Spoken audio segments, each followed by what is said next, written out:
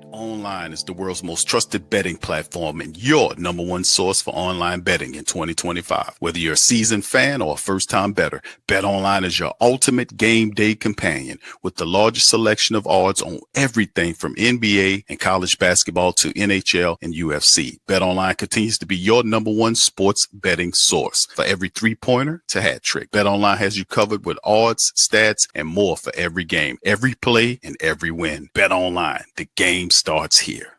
Who that say they gonna beat them Saints? Who that? Who that? Who that say they gonna beat them Saints? Who that? Who that? Who that say they gonna beat them Saints? Who that? Who that?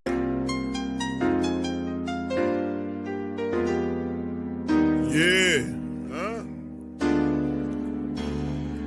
Boogie like Benson, I'm a who that. I'm a who that. Long as I'm living, I'm a who that. Lose or winning, I'm a who that. Sports Coma, yeah, this is where we do that. Where we do that, where we do that, where we do that, where we do that, where we do that. Boogie like Benson, I'm a who that. I'm a who that. Sports Coma, this is where we do that. Where we do that. Welcome, welcome, welcome. Somebody please better help. Running this thing like Elf. Thank God every day I'm not a felt. Go to YouTube live with Big Q and the guys. If you ain't ride or die, the bandwagon get flipped. Been marching in, that was way for the ring. I was yelling out your shame for the championship. Bucking on town, duck down. Falcons, pluck, get shut down. Panthers ain't much touchdown. The vision really belong to us now. So much hate on the Saints, you could probably tell. Ever since Bounty Gate hit the NFL, when things seem fishy and you probably smell the crooked referees on Roger Goodell. Yeah, probably like this and I'm a who that. Every day I'm living, I'm a who that. Lose or winning, I'm a who that. It's the Sports Coma, this is where we do that. Where we do that, where we do that, where we do that, where we do that, where we do that.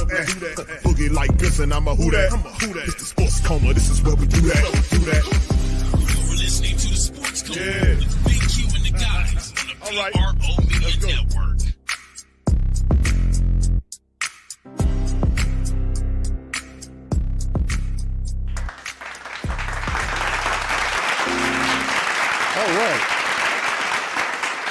All right.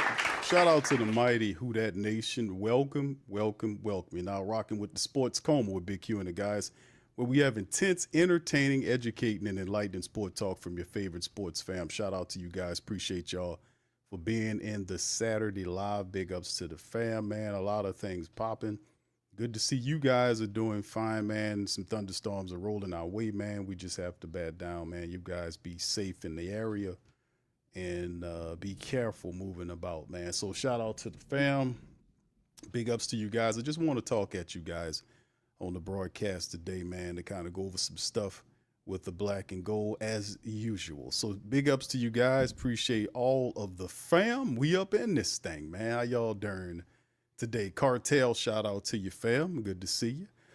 Black Major, big ups to you. OG Jerry, happy Saturday to you too, my brother. Pelicans Noel is in this thing. What's up, Desi, baby? Shout out to you.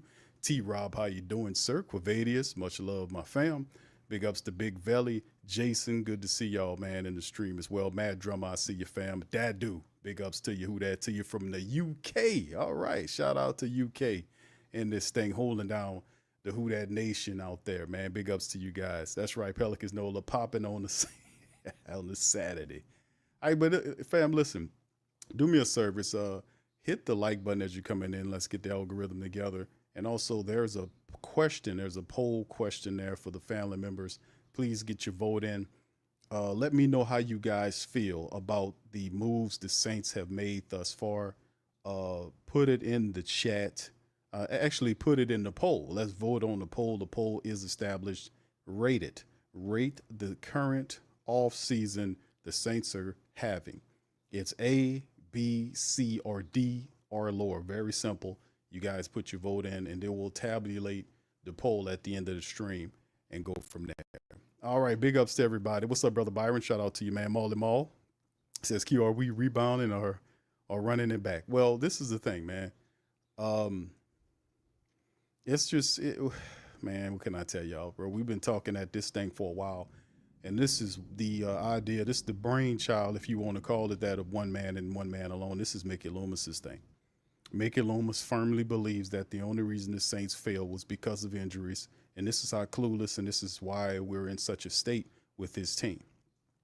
There don't need to be one guy making these decisions because it's one of the most antiquated things that we've currently have. We needed more of a committee approach as opposed to this one guy making these decisions. Our two teams in New Orleans are suffering from bad decisions made by one person sitting on top of the organization. Mickey Loomis is stubborn. He's not imaginative. He is totally delusional, and he is really one of the most stupidest people in the organization. Not because he doesn't know, simply because he is incredibly ignorant, stubborn, and blind. And I was hitting that and kicking Loomis in his ass when it wasn't even fashionable to do. Now everybody's doing it. Come on, put one in the chat. I was tearing Mickey Loomis up some time ago.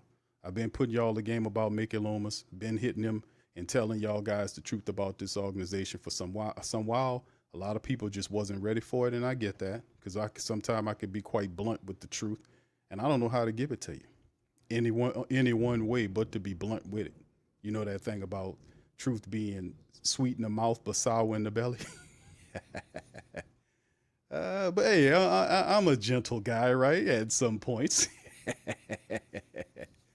Hey man, all I can say, man, about my squad, the Saints, man, is I love my team. I just don't like how the team is currently being ran, and I don't like the leadership of this team. I don't. And what's happening is he's doing the running it back. You put it in the chat, bro. You said this is them running it back. Mickey Loomis believes that and it's just not 1 year. If you go back and listen to the man's press conferences, there's plenty of material there. You just have to have a memory and the time to look it up.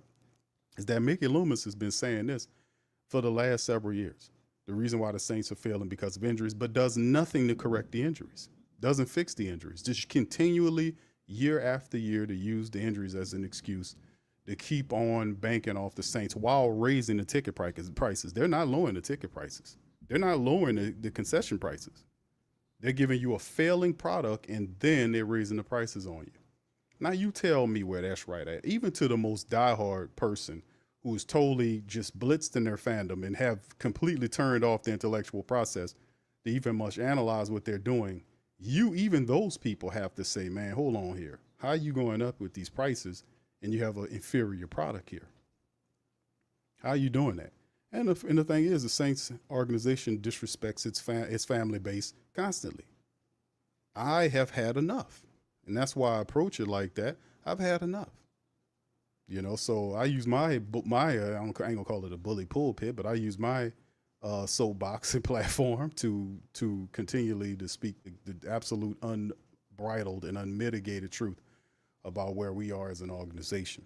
So this is a running back attempt. That's why you see him re-up with everybody. Nobody gets released. Everybody gets a contract. It's like flipping Oprah Winfrey over here. You know, you get a car, you get a car, you get a car. All this is what's going on. Everybody gets a car. You get a car. That's what's going on. Now, I like Juwan Johnson. I just don't like him $10 million worth over 3 years.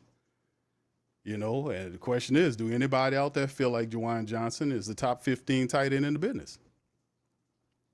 It's just what it is, man. It's just what it is. And if it fails again, and I'm not saying it will, but once again, we don't have the consistency that we really need to build this organization in the correct way. And I don't think they have the keys. Continually, year after year, and even if you, and I don't know how many, I'm not going to sit here and predict wins and all that. I'm just not going to do it because it's just not enough material. What's up, KT? Shout out to my brother, KT. Desi says we have to accept Mickey loses whether we like it or not. Yeah, you have to. You stuck with him. I can't go put a foot in his ass tomorrow and say, okay, Mickey Loomis is set down as the vice president. Somebody else stepping up there. If it was only that simple. But in the end, man, yeah, we stuck with the dude and his decisions. So at the end of the day, here we go again. Age said you got to keep it real. I'm a Niners fan, and I don't know what they're doing. Hey, bro, you ain't by yourself. I seen the moves the Niners making, man. The Niners is doing some stuff too, but their track record recently has been a little bit better than what I've seen from our squad, just to be honest with you. Hell, you can say that about pretty much a lot of these teams out here. So, all right. So, anyway, Desi said, I don't like Juwan Johnson. We have had a good tight end since Jimmy Graham, indeed.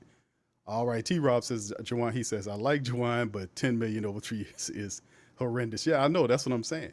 Is anybody saying he's a top 15 tight end? But that does not matter. All that matters is what the Saints are having a vision of the team. And to be quite honest with you, I don't know what they're doing in terms of what the vision is, as opposed to we're going to run it back because injuries stopped us. What if injuries happen again? Then what do you do? Sit there in front of the Oshina banner with the Saints emblem on it and then sit up there and says, well, hold on now. And people don't want to hear it. But once again, nah, I think we're going to just keep on moving along on this thing. But anyway, shout out to y'all. Y'all hit that poll up. That's my professional opinion, my little opinion on the leadership of lack thereof of what we dealing with the mighty Who Dat Nation. Shout out to you guys. What's up, Bev? Shout out to Beverly. Michael, big ups to you. Good to see y'all in the chat as well. Who else we got? Yeah, before I go, I thought I seen somebody else. I think I gave T-Rob a shout out. Shout out to you, T-Rob. Brother Jerry, thank you for becoming a member for the last Say thank you very much. Picking me up, bringing me back to this world. All right, OG with the support. All right, anyway, fam, let's move it. I just won't talk at you for that. That's my opinion on that. Now, let's get into some of these articles as well and kind of go over it. And I wanted to get you guys honest assessment about how do you feel about what's going on in terms of free agency. Now, listen, it's storming pretty good, so if my stream goes out, just know what time it is. But listen, this is an article that was basically raised, and there go an emergency note I got. New Orleans Saints listed among the biggest losers of free agency. This is somebody talking about what the Saints got going on. The first few days of the NFL period are now done, and most of the big moves have been made, making it a perfect time to take a step back and assess what has happened to this point, hence the poll. Football Focus's analyst Mason Cameron recently put together a list of teams that he considered to be winners and losers, and from the legal tampering period, the New Orleans Saints are one of the 4 losers for how they have handled things so far. This is what he had to say. The Saints' placement on this list is largely the result of years of poor cap management. As they continually kick the financial burden down the road through some creative restructuring, the Saints freed up marginal cap space, but once again deferred the financial consequences.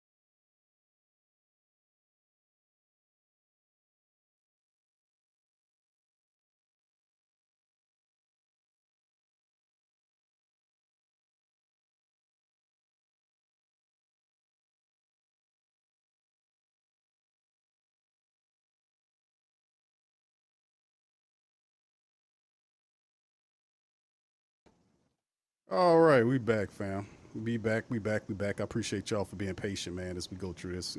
It's kind of coming down outside, so I think a strike hit by and it kind of knocked the power out for a brief second. And of course, when that happens, then everything has to reset, and that takes a period. But anyway, we back up in this thing, man. Appreciate you, man, for being here. Let's continue to get this thing going. Now, where I stopped off was talking about the writer giving us an assessment about what he felt about the Saints, how they handled the cap situation thus far, the fact that they've restructured how they've restructured and kicked the can, which is pretty much what the Saints are doing once again this year. It's another kick the can philosophy going into the future. And as the kind of preference that, let me kind of move on and kind of hit you with over the cap thing. Because remember, we do the over the cap thing. The Saints, this is currently the money the Saints have, and then we'll bounce back to it. The Saints currently have over $18.6 million in cap relief currently.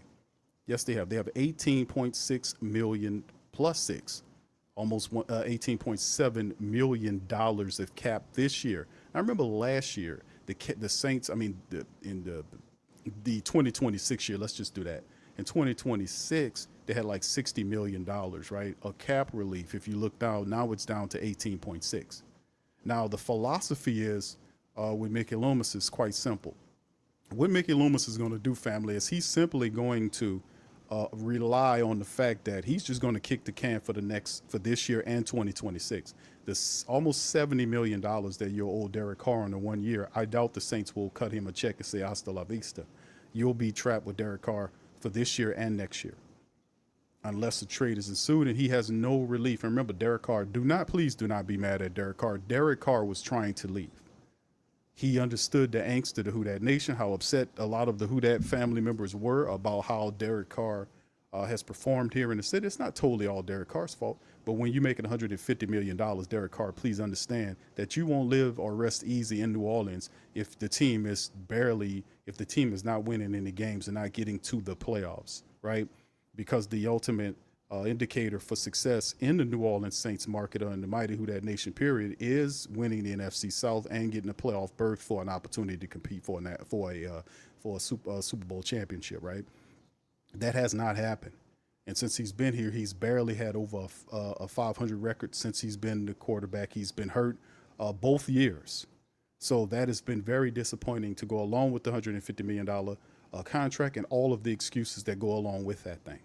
So it has not been a good signing. He was trying to leave, and Mickey Loomis wasn't allowing him to leave. He's holding him here. And then in 2027, when the cap relief opened, because this is 25 numbers at 18.6, this is 26 numbers, which is 18.6. That's right. It went from 60 million down to 18.6 million dollars, and it will continue to drop. If you look at the dead money, they're not showing the dead money this year. Let me see if they're showing it for 2025, the dead money that's owed. At the bottom of the stream, you can see right here that Lattimore, Thomas, Winston, Williams, passing all over over $52.6 million in dead money. And they will show you then the dead money for the upcoming year too, once the time comes. And then we jump from 26 to 27, and you see this number is what he's looking at. So for people that's saying, what is the game? The game is to hold the team together for the next 2 years. And then in 2027, you see a significant cap relief. And then by proxy and contracts totally run out, then this guy will then say, hey, man, we got $166.8 million in relief that we'll have in 27. That year, you'll have a total new team, right? This year should have been that mark. But instead of starting in 2025, he's delaying the rebuild while telling you they're competing and telling people that he was hiring that it's a rebuild. He's a fork-tongued devil. So now we're looking at holding the team together for the next couple of years. And then when 2027 hits, you'll see all of the significant relief that you see on screen. This is from over the cap. So anyway, just a little brief synopsis into the monetary situation about what we talk about when we deal with Mickey Loomis, and that some of the people from the outside are looking at it and saying, well, the kicking of the can philosophy is a poor technique that's used by shitty accountants. But at the end of the day, the bottom line is this is common practice for the New Orleans Saints organization ran under Mickey Loomis's watch. This is common practice, right? But it's just simply what it is. this is what he also says. Any evaluation of what the Saints did in the early period of free agency basically balls down to what they think of the current roster construction, which is normally much lower than what the Saints seem to think of it. Many thought that this would be the year that New Orleans would just take on dead money from the previous years and use it as a chance to reset, right? Because that's what, the common thought was. That's not at all what happened. The Saints have added talent where possible, re-signed a couple of stars that were set to leave in free agency, and once again restructured a large numbers of contracts. So we basically sign everybody back.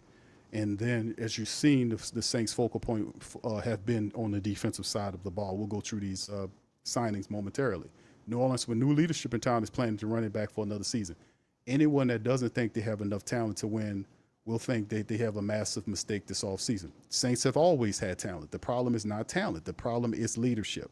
I've said that over and over again. The Saints have plenty of talent to win football games, a large amount of games, to be able to compete in the playoffs. The issue in New Orleans has never been talent. It has, since as of recent, it has not been talent. It has been leadership. It has been accountability. It's been things that he is hiring people who is lacking the ability to galvanize this team together so they can head in one direction. A true leader. That guy has failed to do that since Sean Payton has left. Then he sticks on to people too long, and he's not who you thought he was. Let's just put it to you like that. Regardless or not, it is what it is. While Loomis seemingly hasn't felt much real pressure from Gail over the last few years, why would he feel? She don't know anything. She don't know nothing. She just is blind and dumb as that Toy Story looking president they got there. So if he keep losing, no matter the circumstances, his job security gets lower and lower. No, it doesn't. He can screw up the team. He can tear it up, and nobody will punish him because she don't know shit. Dennis Lauscher don't know shit. So Mickey Loomis at the top has one of the cushiest jobs in the game. Him and David Griffin. Because you're dealing with people that literally don't know anything about what's going on the field. And they over-rely on the third person of each organization. That is literally what they're doing with the Saints, and they're doing the same thing with the Pelicans. It's uncanny. But as long as he's in office, the money keep getting pushed around, and they can try to win while they still have some talented veterans under contract. Once again, the whole thing is Mickey Loomis the philosophy of Mickey Loomis going forward is to kick the can. We already know that, right? The plan as far as the future is concerned, if you want to call it that, is the fact that the Saints will bind you to players currently under contract, including Derek Carr, who they owe $69, almost $70 million of money to in the second year. You won't be able to get rid of that. You'll have him for next year. That's what the restructure guarantees. So with that being said, the idea is to work that same stratagem for this year and 2026, and then when 27 hit, all those contracts fall off the books, and then you get hit with a ton of dead money, a ton of all kind of stuff hits in 27, and that's what he's looking at. So this is the focus. This is the focus going forward. So we run it back, and then whatever happens, happen. All right. So anyway, and let's continue to move on because this is a brief. Let's take a look at this list right here. Shout out to Saints Wire. They did a good job putting these things together to kind of show you some of the free agent additions that the Saints have made up to this point. Adam Schefter reports Saints have reached an agreement with Kansas City Chiefs Justin Reed. We know about that. 3-year deal worth over $31.5 million. He's 28, one of the best safeties in the run defense, and should bring much needed explosive element to the secondary. He replaced Tyrann Mathieu in Kansas City, and now gets a chance to play alongside of him. Now, this guy is still in his prime, and a very interesting signing. Now, this is the biggest money signing the Saints have had, and I actually like the Justin Reed's physical ability at that safety position. I like it a lot. Now, it pushes Jordan Howden down, who took a step back. Remember, Will Harris, who got signed away, because we were looking at Will Harris guys that should have got contracts. MVS, who signed with Seattle. Will Harris, who signed away as well. We was like, those guys should get contracts. They own it. Whatever. Sometimes it happens. It doesn't happen. But what did happen is the Saints got an upgrade there. Justin Reed is an upgrade. It improves the secondary. You still have Tyrann Mathieu there along with Justin Reed. That is an upgrade in the secondary. The Saints looking at the defense, and the majority of these signings are defense-based, showing you that Staley's saying, hey, man, we need to kind of make some moves here because as we change the 3-4 look, we're going to need some talent on the back end. We're going to need some brains on the back end. We're going to need some veteran playmakers there to kind of help us out. And Justin Reed is a very good safety. I like him a lot. He's in his prime. the 3-year, $31 million deal. I think it's warranted. We'll see how it goes, but I do like Justin Reed. I think he will definitely help, and it's a severe upgrade than what we had before. Not saying Will Harris was bad, but Reed has more upside than Harris, obviously, right? But anyway, the next one was the Saints signing a longtime Philadelphia Eagles blocking tight end Jake Stahl to a 1-year deal. Now, Ian Rappaport had dropped that and dribbled it, and he also says a skilled blocker with a lot of experience working with the Saints run game coordinator TJ Pagnetti, who spent most of the last decade on Philly's coaching staff. The 27-year-old should help Kellen Moore establish the run in 2025. And if he makes the roster, simply a lot that he has some connections. The Saints made him a priority in signing. So a 1-year deal on a blocking tight end that has some versatility as so far as tight end. You can use him as fullback if you need to, that kind of thing, right? Just an overall football player. But not much to talk about that. Just a veteran tight end to kind of add to what the Saints got going on with Juwan Johnson. Obviously, there's not going to be a trade of Taysom Hill. I don't believe so. The Saints, pretty much from that perspective, the tight end unit will remain the same, right? We'll see. All right, then March the 13th, cornerback Isaac Yiadom. Shout out to the family member that mentioned that on the last stream. Said, Q, what do you think about signing Isaac Yiadom back? And I said, Isaac Yiadom is, he did pretty well for us when he was here, yada, yada, yada. But I'll say maybe we can find a little somebody else. Well, guess what? The Saints tried to find somebody else, and he got signed away by the Colts. So the Saints pivoted and went to Isaac Yiadom, who spent some time with the 49ers, and he was there when Staley was there. So this guy had 49er tie and Saints ties. Guess what? Isaac Yiadom is back. A 3-year deal, just $4.86 million in guarantees, giving him opportunity to compete for a starting job in Brandon Staley's secondary. Coach Staley coached Yiadom with the Niners, and he appeared in 17 games, was bench in favor as younger player at times. He turned 29 in February. Now, the thing about Isaac Yiadom that we know is Isaac Yiadom improved here. Like, he was one of those guys that we knew had the talent. He was physical. Sometimes he tends to grab on to people when he's getting beat, but his confidence grew, and he started turning, because some of these guys that get here, and they forget to locate the ball, like the wide receiver's running, and at some point after the wide receiver's running, he's going to want to turn around and look for the ball unless he has eyes in the back of his helmet. But the gift to some of these fantastic wide receivers is they don't give you that until the last second. They don't turn and locate the ball until they know the ball is there. You see what I'm saying? That's some of the slicker ones, but the unslick ones, they will kind of telegraph the fact that the ball's coming. So if you're a cornerback and you're guarding them and the wide receiver's looking for the ball, that's your cue to turn around and locate it, because that ball's on the way. It's very close. Isaac Yiadom started to do that. Now, he's physical. He's a good tackling cornerback. He has good size. His speed's okay, but, he gets in trouble every now and again. But he improved enough for people off him. A contract went away, played for the Niners, developed a little more, came back. But like the guy said, he was benched in favor of some guys with some upside, but then again, the 49ers maybe were looking to kind of have a futuristic vantage point of last year, because they had a failing year. But anyway, I'm happy for Isaac Yiadom coming back. He will definitely compete in the Saints secondary, and that kind of contract kind of lets you know that he'll probably be a guy challenging for that third cornerback position, adding depth there. Because I do like Rico Payton, but once again, Rico Payton has to prove himself, and these other cornerbacks have to prove themselves. Not name Alante Taylor or Kool-Aid McKinstry. These other guys have to prove themselves to Staley. But Rico Payton has a ton of talent, man. All right, also, the Saints brought back Will Clapp. Speaking about Saints that went elsewhere and are coming back, Will the Clapp is back. So his former Saints, he returns home, 1-year deal. He played for Kellen Moore and Brandon Nugent, plus Brandon Staley on the Los Angeles Chargers, and also spent time with the Buffalo Bills. Those ties, boy, I tell you. He's coming back now to improve depth at the guard and center position. Will Clapp was a guy, total New Orleans. He went to high school, New Orleans. What was he at? Brother Martin. I want to say he went to Brother Martin. Then he went to LSU. Then he was drafted by the Saints. Then he went to the Chargers and somewhere else, I think to the Bills or whatever, and then came back to New Orleans. So, Will Clapp is New Orleans through and through. Happy to have Will Clapp back, to be honest with you. And the reason being is because Will Clapp is a good offensive lineman.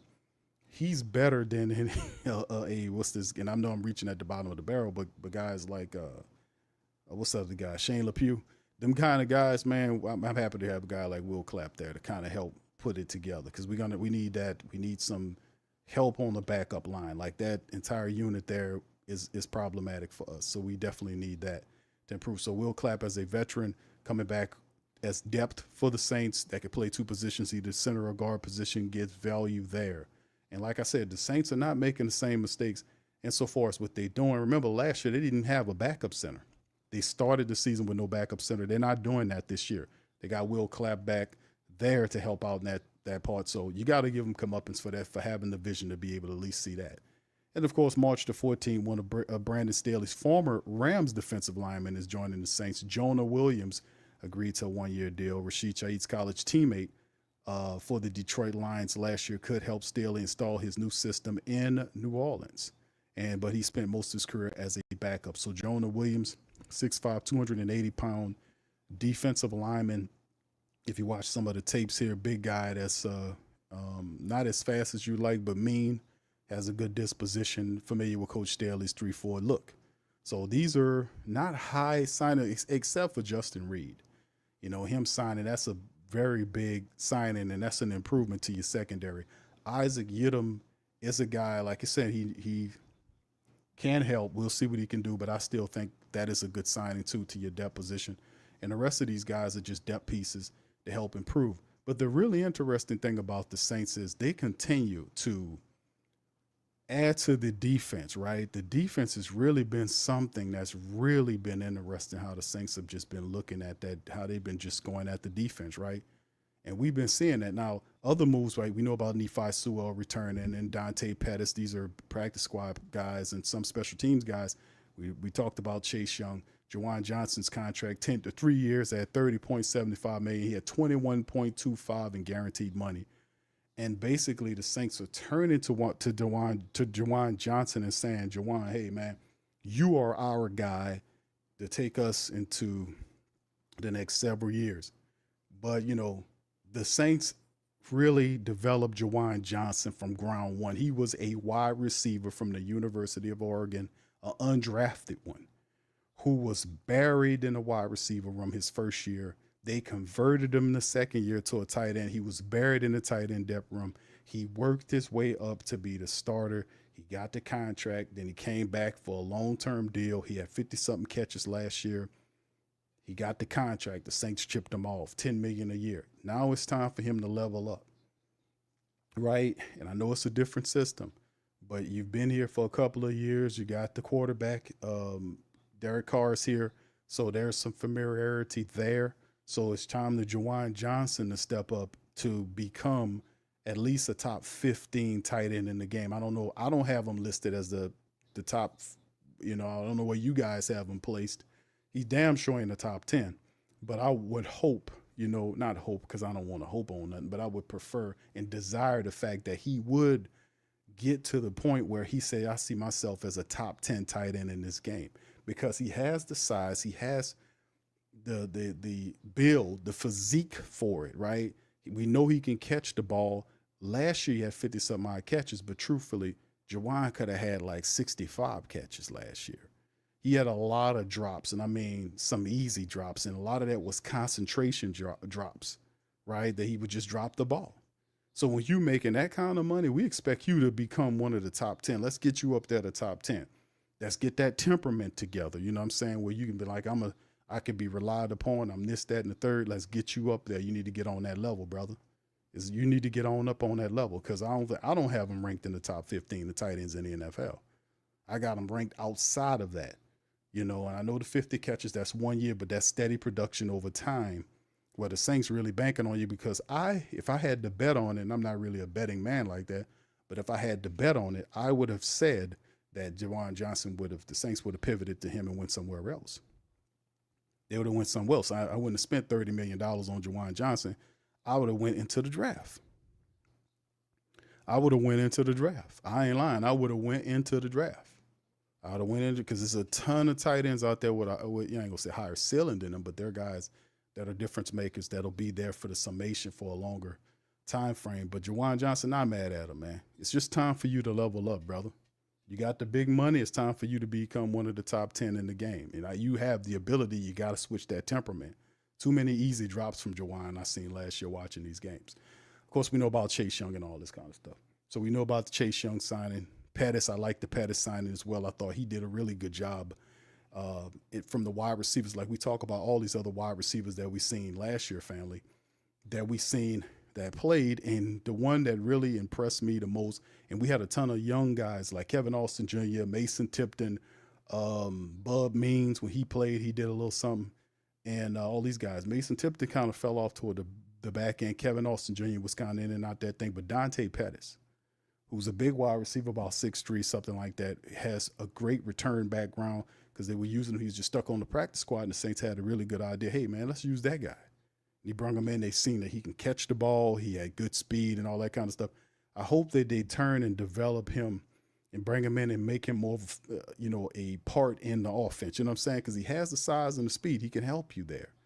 So, we'll see what we got going on. We still need some help in the wide receiver room, as well. Chris Olave, Rashid Shaheed coming off of injuries. There was rumored about that the Saints were trying to get at Cooper Kupp. He ultimately decided to take a deal making, $17 million a year or 18, whatever the case may be, to go to Seattle. I'm cool with that.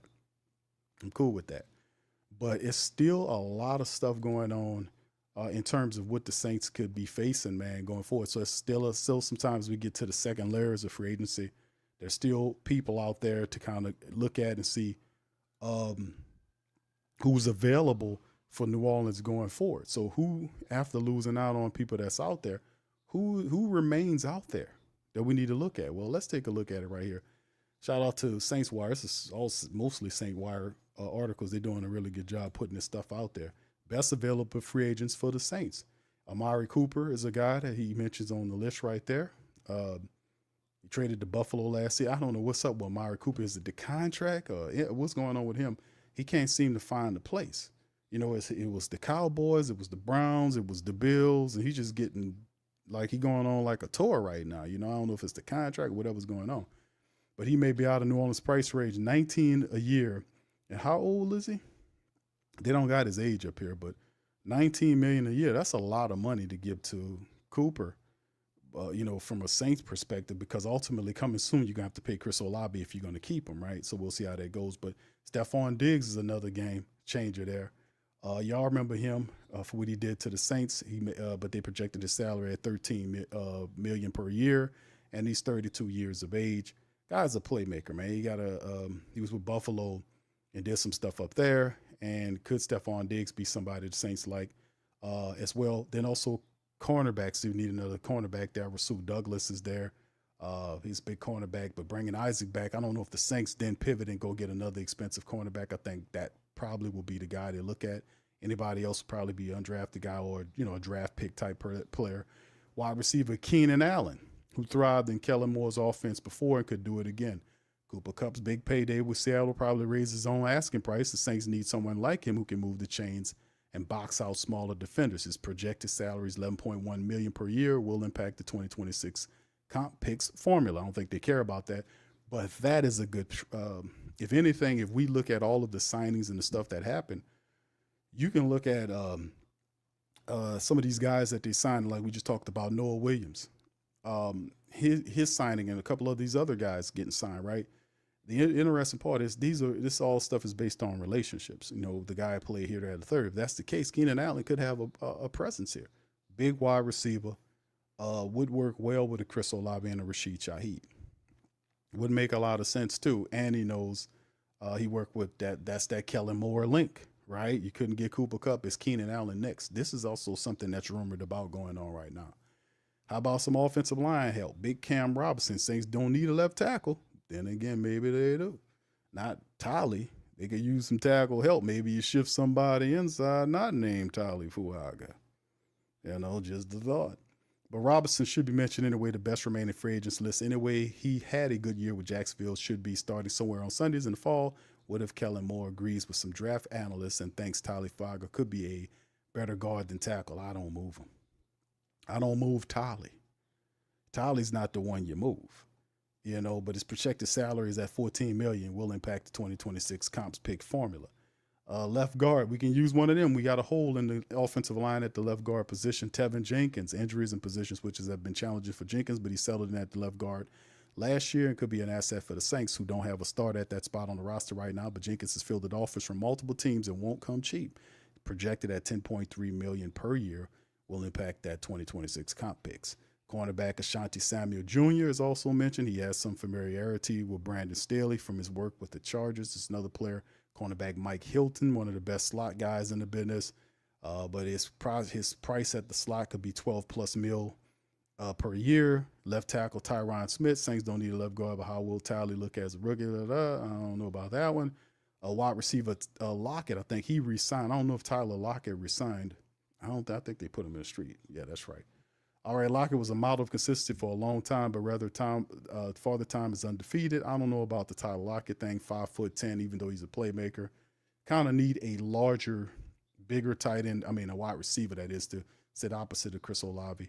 Would like to see that. Edge, Russia Ojulari, Chase Young, Carl Granderson, Isaiah Foskey at $7.5 million a year. That's another player. Calais Campbell, Brandon Schiff, running back J.K. Dobbins. Because the Saints need another running back. We have Elvin Kamara, who's turning 30 this year. You got Kendre Miller, who can't stay healthy. You got Clyde Edwards-Helaire, who we love a lot, and Jordan Mims. Saints have some interesting running backs. Could J.K. Dobbins be in the fit? So this is another thing. Safety Justin Simmons. We don't need any more safeties. No to Brandon Cooks, Gilmore, Elijah Moore, blah, blah, blah. A bunch of other people. So at some point, one of these guys you see on this list more than likely probably will get signed by the Saints. So this is a few people right here, man, to take just to be on point about. But I really like the call that the writer said about wide receiver Keenan Allen. I really like that one. And if the Saints want to improve that offensive line, Cam Robinson would be a good get for them. And if you really want him, then you would have to shift him. But then again, will the Saints play $14 million a year, or just simply wait for the draft and line them up in the draft? Like right now, you can see him batting down the hatches, taking care of the defense, getting guys to trade. That brought the big fellow in from Buffalo. Gocho brought him in here. That was the first move they made because they know they had to kind of stiffen up internally and keep it moving. Let's take a look at the depth chart, unofficial depth chart that the Saints have rolled out here, as you can see right here. Some of the moves have already been added, but not so much to even think about on the offensive side. Nothing to talk about there. The defense is where it's at. As you can see, they've already shifted the idea of the defense from what it was last year, 4-3-2-3-4 defensive there. And as you can see, they even shifted some of the guys around at the defensive positions. And as you can see, it's a very unique look. When I first seen this family, I was like, that's very interesting, right? Because people talk about all of the defensive ends. We have a bunch of defensive ends. But in the 34 defense, you can see our guys, and we talked about this on the previous streams, about how guys like Carl Granderson and Chase Young will line up in this defense, right? Carl Granderson and both Chase Young are 6'5" defensive linemen that are not your traditional defensive lineman looking guys like a Cam Jordan. It's a 6'4" guy, 280-some odd pounds. A guy like Carl Granderson and Chase Young both have the ability to adjust in a 34 defense. As you can see, they got them both lined up, one at weak side and one at strong side linebacker. The top of this, how they currently have it set was Cam Jordan, Nate Shepard, and Colin Saunders. Now, my thing is, I think Devin Gocho and they'll hash this out during training camp, but I think the Saints sent that 7th-round draft pick to get Devin Gocho. I think he starts at the nose tackle position. We'll see how it all ferrets out, because I don't like Nate Shepard there, but I think Devin Gocho has more dog in him than a Shepard. I think he fits better there. And then, of course, even if they like Cam Jordan on one side, I don't think Colin Saunders is the other guy. Maybe I think it's Brian Bresee. Brian Bresee will get one of those end positions. So a lot of people talked about shifting before the 34 thing wasn't even a thing. Before we even knew who our defensive coordinator was, a lot of people had thought processes about Brian Bresee playing the end position. In the 34 look, fam, listen, he will get that opportunity. Whether it's Cam on one side or whoever, but Brian Bresee will be in one of those end positions. You better believe that. And that skill set of his will work perfectly in that 34D. Now, the thing about it is he'll have to get better at gauging the run, because that's one of the weak points that people would point to him if you break down the tape on him and say, well, he has to improve in stopping the run. That's something that he has to do a better job at. But I think with Coach Bo Davis here and Brian Young being brought back, that the Saints in defensive linemen will improve. I love that. A Coach Bo coming here will help those defensive linemen get it together. And of course, and as you take a look, like I said, the linebackers, the 34 look, 3 down linemen, 4 linebackers, Carl Granderson, Demario Davis, Pete Werner, and Chase Young are your linebackers. How y'all like that? How do y'all like that? Isn't that weird looking? We so used to the 43, but look at your 34 defense. Carl Granderson and Chase Young operating as linebackers. And inside, Pete Werner and Demario Davis. And then, of course, the secondary, Kool-Aid McKinstry, Alontae Taylor. You got Justin Reed and Tyrann Matthew. So you have a very intelligent secondary, right? From a safety perspective, we got very good, intelligent safeties back there, playmakers. So the Saints did a phenomenal job of bringing in talent. And they did, like I said, they added Devin Gocho. They added Jonah Williams, another guy that can kind of move around. The Saints still have Christian Boyd, a guy they picked up in the 5th round last year out of, Northern Iowa. And they have John Ridgeway III. They gave up some picks to trade to get John Ridgeway here from the Commanders. So he's a guy, another big guy there that can help out. So he's still under contract. The only question I have for the Saints in terms of the defense, the 34 defense, is if something happened to Pete Werner, who is a guy that has injury concerns of mine. Demario Davis is getting old in his last year. Do we have guys that can come in and make plays and sustain that defense? Anthony Orji, I like Anthony Orji a lot. Jalen Ford has potential, hasn't seen enough from him. DeMarco Jackson, still a question mark. Nephi Sewell was playing well when he did play, mostly using special teams. Isaiah Stallbird has potential as well. But do we feel like these guys are it? And another thing to mark about this is the fact that Isaiah Foskey is also converted to a linebacker. Y'all see that? He's positioned behind Chase Young from the strong side linebacker. So you have Granderson, Young, and Isaiah Foskey all listed as linebacker. And like I said, these guys are all the same size. They're all the same size there, right? KT says Kevin Goshaw from Plaquemine. Yeah, that dude is awesome, bro. You LSU man. All right, anyway, thank you, KT. Appreciate you there. I wanna say thank you very much. Picking me up, bringing me back to this world. I'm finding this very interesting, fam. How about y'all? How do y'all like that look? That look is pretty interesting, man. I'm tell you no lie. That is a very interesting look when you look at our defense, man. Because we don't see it like we've been accustomed to the 43 look, but we seeing question marks about where these guys go. The good side of it, like I said, is Granderson, Young, and Isaiah Foskey are all prototype. They all are the similar prototypes, right? They're 6'4", 6'5" guys that have athleticism to them. They're not big, plodding, old school defensive ends. They're like prototypical type guys, 6'5", 260, 270 guys with athletic ability. You can move around if you have imagination. I want to see how this works. I want to see Staley turn Carl Granderson and Chase Young into linebackers. And Isaiah Foskey running along with him. So, hey, man, I want to see how this goes. And this right here has my attention. I'm like, okay, y'all know I'm a defensive guy. I'm like, okay, I'm liking what I see there. So we'll see how it all works, man, going in the end, man. But the defense, man, they done added some help there. They added a safety. They added a cornerback. They added a defensive tackle. They added another defensive lineman there. So the Saints building it up, and not so much on the offensive side. We haven't seen the type of signings that we've seen from the defensive side. Perhaps that's something that coming in the second wave of free agency. Perhaps it's something the Saints are then focused on the draft with. But we still have holes here to fill for the Saints in terms of the wide receiver room. We can need, depending, and the thing is, the most people that you sign coming into the season, the better chances you can do the draft the best player available stratagem, right? Because the tight end thing is now, okay, the Saints signed 2 tight ends. They re-signed Juwan Johnson and got Stahl from the Eagles.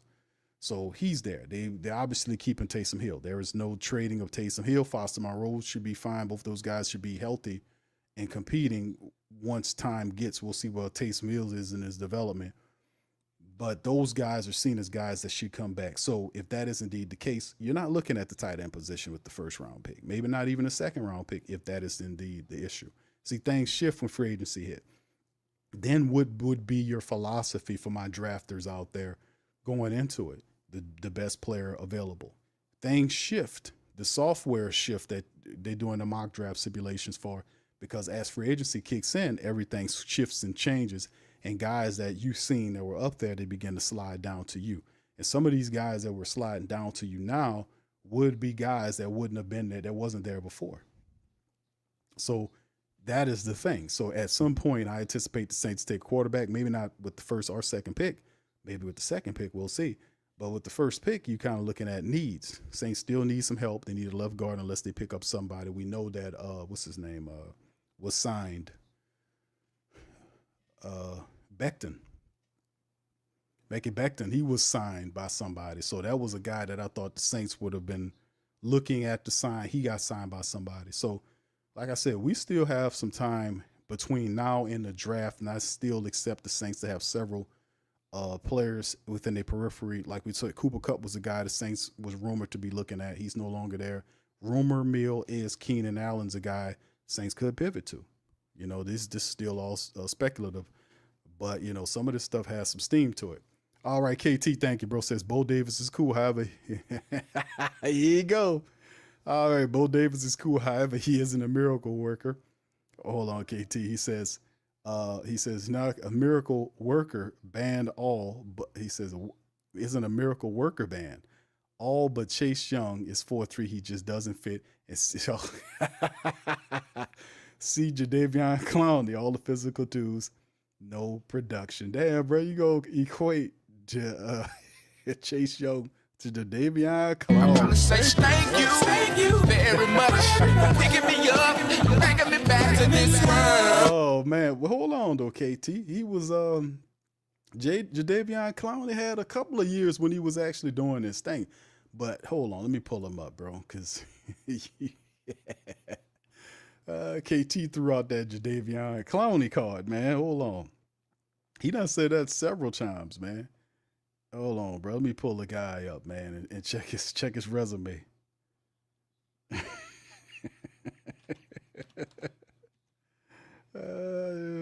KT don't like him. All right, hold on, man. Hold on.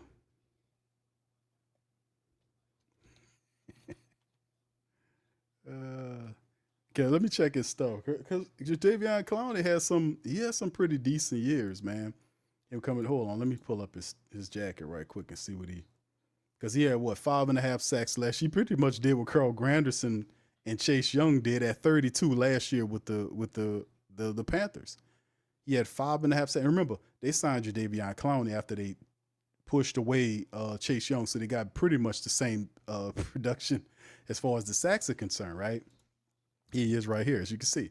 24 tackles, 5.5 sacks. That's what Chase Young gave the Saints last year. Same amount of sacks, right? Let's take a look at his stats here over the years. Now, we know Jadeveon Clowney, you know, he was that first overall pick, South Carolina. Damn, it's been a long time ago, right? You look at his sack production. It's 58 sacks over how many years he been in the league? About 13 years in the league. Damn, has it been that long? You got 58 sacks in 13 years, man. His best years was in 2017. In 2023, he had 9.5 sacks for Baltimore.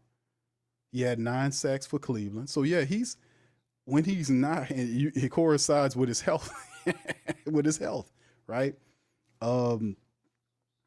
He had his first year, no sacks as he played 4 games, right? He was hurt. Second year, 13 games, he had 4.5 sacks. 2016, 14 games, 6 sacks. 16 games the next year, 9.5 sacks. In 2018, he had 9 sacks. So he had a 9.5 sack year, then 9 sacks after that. Then he left Houston to go to Seattle for a year. Played in 13 games, gave him 3 sacks. Tennessee, he had 8 games, 0 sacks. Then he went to Cleveland in 21. He had 9 sacks, but he played 14 games in that first Cleveland year, 12 the next year with 2 sacks. And then he went to Baltimore in 2023, right in his 30s, and gave him 9.5 sacks. Then he leaves Baltimore after a year in which he played 17 games, 43 sacks. Then he went to Carolina in 14 games, had 46 tackles with 5.5 sacks. So altogether, through the 13 odd years, whatever the case may be, the man has 58 sacks over that time frame. Now, like I said, it wasn't exact because the knock on Jadeveon Clowney was the fact that he couldn't stay healthy. It's similar. They saying that's the similarities I could see. You looking at the prototype or the size and all this kind of stuff of guys like Jadeveon Clowney and Chase Young, being that they were guys that were drafted very high but didn't live up to expectation. But I'm not going to put that on Chase Young. I'm not going to put that on Chase Young, brother. I can't do it, but thank you, KT. Appreciate it, bro. All right, KT, man. He said he said Bo Davis ain't a miracle worker. You don't have to be. Listen. You don't have to be a miracle worker. But I'll tell you that. I'll tell you what, Bo Davis is gonna get them guys together. He gonna help Brian Bresee take that next step. I promise you that. I know you can let the church say amen on that. You're gonna see a change on that. Let the church say amen. Brian Bresee and guys like that, you're gonna see improvement from them because that's what he does. He knows how to communicate with those players. All right. So Jonathan, shout out to Jonathan, says, so do you think they're going to draft someone to back Kool-Aid McKinstry? Well, you have a guy like Isaac Yiadom, but Isaac is 29. When is Isaac making his birthday here? Let me pull that up, fam. Give me a second. Yeah, he's 29 right now. He just made his birthday in February the 20th. So he just turned 29. So the Saints gave him a 3-year deal, right? With a 29-year-old cornerback. But the interesting part, I do like Isaac Yiadom, but he's not a future guy. At some point, you want the Saints to still take a cornerback. We still could use some help there. Sometimes, fam, you know how I go in the secondary. Them guys get hurt, and then next thing you know, we just need help all over the place. We look deep one moment, you lose one guy, then everybody sliding up, and then next thing you know, it's calamity. So you want to have an extra. I definitely say you need another cornerback. I don't know if you take the guy early or. I could see maybe a 3rd-day pick. You can get them because they got a bunch of good ones out there, man. They got a bunch of good ones in this draft in terms of the cornerback. But taking the cornerback is always a good thing. LM says Becton played on the right side. I wonder if he was a factor for passing on him. I don't know. I think it could be that, but perhaps money. Bird Talk, shout out to you, fam, too. That's how the Saints lost out to Travarius Ward. That's how they lost out to Cooper Kupp. That's how they lost out, I think, with those two guys, with the fact that the money and what they were willing to do. And like I said, right now, the Saints sitting over $18 million right now. He never had. Yeah, I just showed it. I had to pull up his resume, KT. But yeah, he definitely, what's up, Larry? Shout out to you, brother. Yeah, he's the whole thing about the cornerback situation. I'm definitely for that. Saints got a ton of picks. Let's move on into that matter of fact, man, when we talk about the draft picks. Saints awarded 7th-round compensatory draft pick. Shout out to Yard Barker. They're showing that the New Orleans Saints will be receiving a compensatory draft pick. After all, Saints have been awarded a 7th-round compensatory pick, according to Tom Pelissero. Saints originally left off the list of the NFL's awarded compensatory picks ahead of the 25 draft before a recalculation was done. After the adjustment, the Saints are acquiring the number 254th pick. So the Saints now have 2 7th-round picks. And of course, when you have this picks, you don't expect the Saints to draft all of these guys. At some point, you would anticipate them putting picks together to jump up in the draft to go get other players. I don't expect them to draft every one of these picks. But then again, $18 million and the fact that the Saints are going to try to add a few more people, like try to get another starter too. Like they have free agents out there they can get. They can get another veteran wide receiver that can help. They get another veteran offensive lineman that can help. We still need some backups. We don't want to have too many rookies as backups on our offensive line. Our defense is coming together pretty decently with all the acquisitions the Saints have made. Perhaps this is a shift in a focus to getting some stuff done offensively speaking now for the second layer and going into the draft process. So, and this is what they have here in terms of the Saints pick for this year. So there you go. Saints, the 9th pick overall in the first round. You got round 2 picks 40, round 3 picks 71, 2 third-round picks, pick 71 and 93 they got from Washington.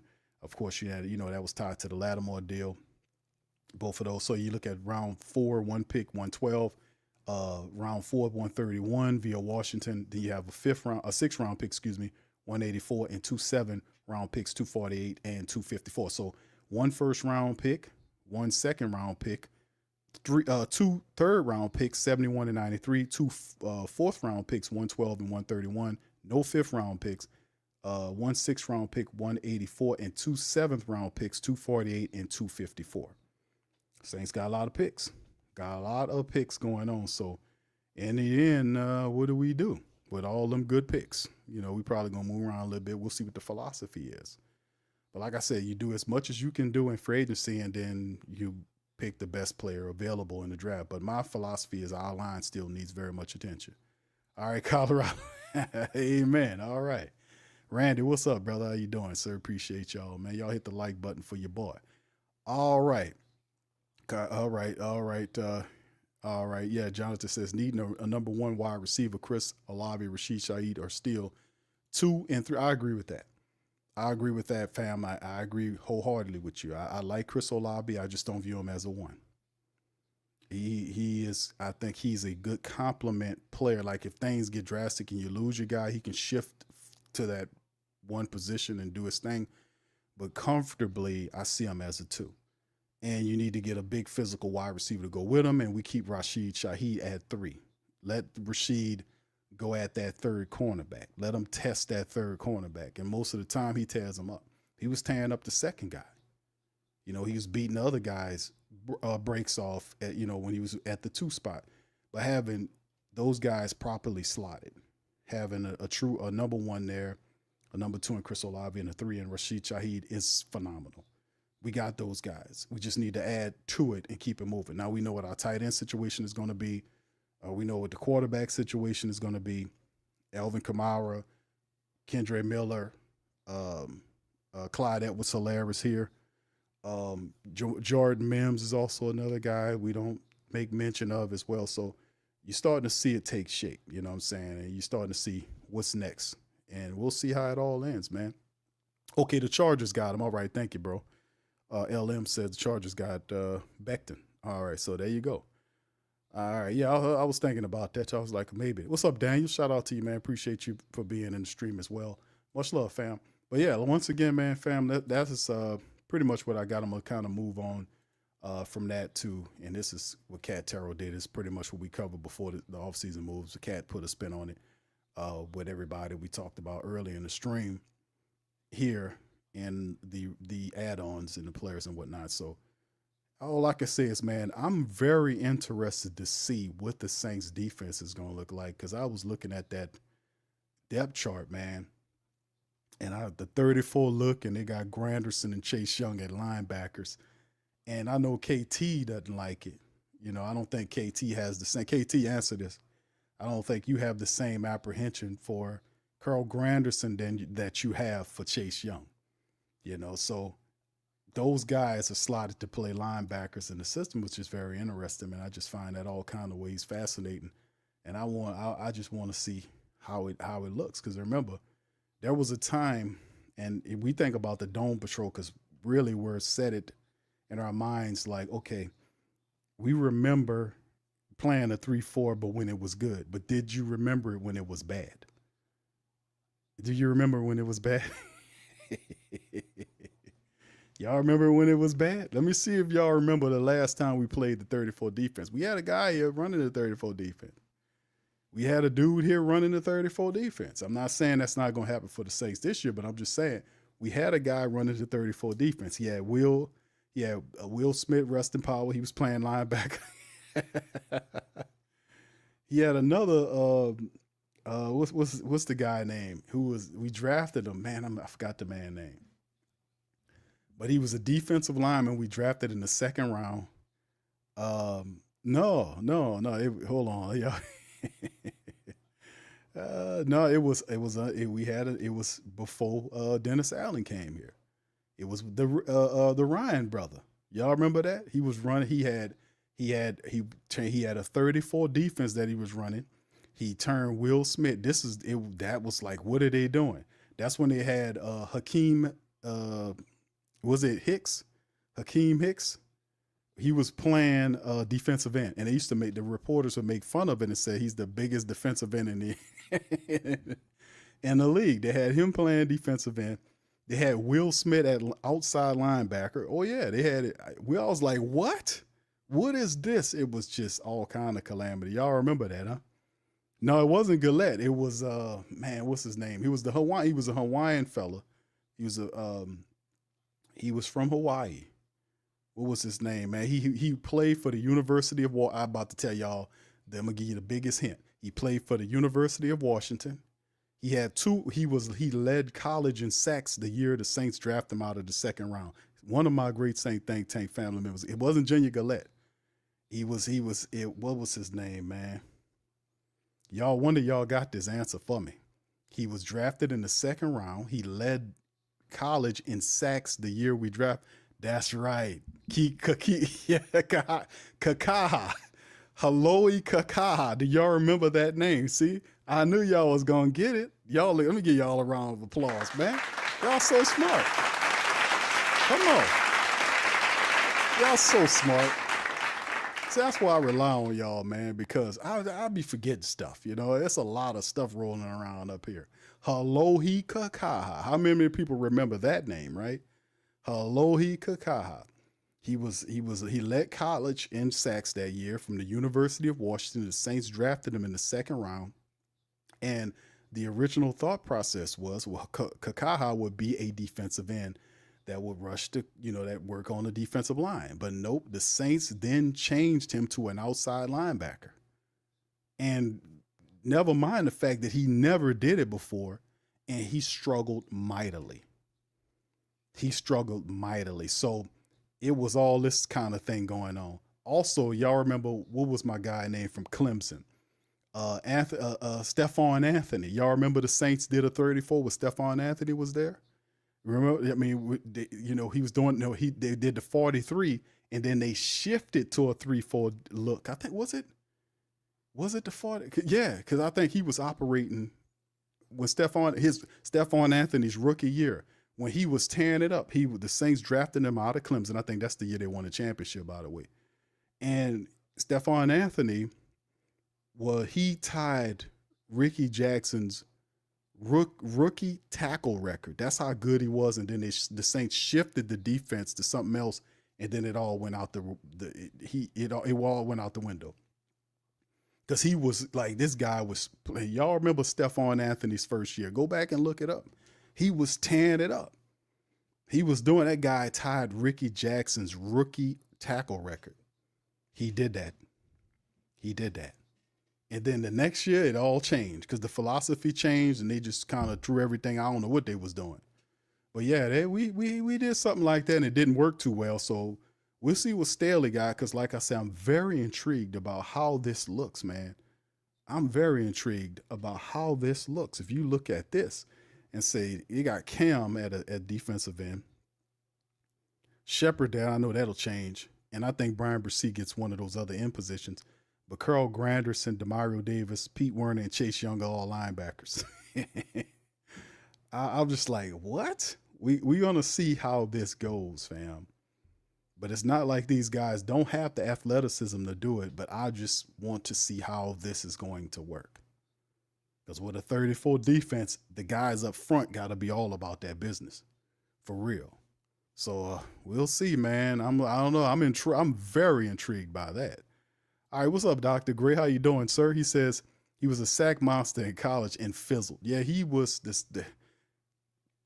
it's one of them things where you draft guys, right? And this I often talk about this. You draft guys and then bring them on your team, and then the guys, they don't, they don't work the way you've seen them in college. And the philosophy is, what are you doing there? Like in terms of the coaching and the vision for the player. We seen it with Zach Bowen. Zach Bowen is a terrific representation of that. Not so much even with Trey Hendrickson. Like we knew Trey Hendrickson was good, but the point that what was Trey Hendrickson was he did not prove to us that he could stay healthy. And the only time that Trey Hendrickson stayed healthy was his last year, which was a contract year. And we just like, oh, we know Trey had it because from college, we seen it in practice. The guy just could not stay healthy. And about time his final year came along, the Saints had already drafted Davenport to replace him. And he tore up the year. He had a great year that last year with the Saints and went on to do all that fantastic stuff with Cincinnati. But he did not do that here consistently, But when you cross back over to what, when you talk about other players, like what I talk about the Zach Bowen thing was the Saints knew he was talented. They just did not have the vision to add him successfully in any of these defensive schemes to make it worthwhile. And he goes to Philly. He helps Philly win a championship, and he gets broken off a massive contract. You're like, how did the Saints let this guy get away? No vision. That's why I said about, fam, listen, people, these teams, these players have talent. These guys have talent. The issue is you can draft the guy with all this talent, but you draft and the scouts draft and say, hey, man, we got this guy who can do this. But when you bring him in here, the other part of the process is the Saints coaching staff has to have an imagination and an idea of what to do with this player and how to implement them into the system. And one is the ascertaining or bringing in the asset. The other one is to utilize it. The Saints don't do that. They hadn't done that with some of these people. Then they go elsewhere, they blow up and they do all this stuff. And like, how the hell did they do that? They had the talent the whole damn time.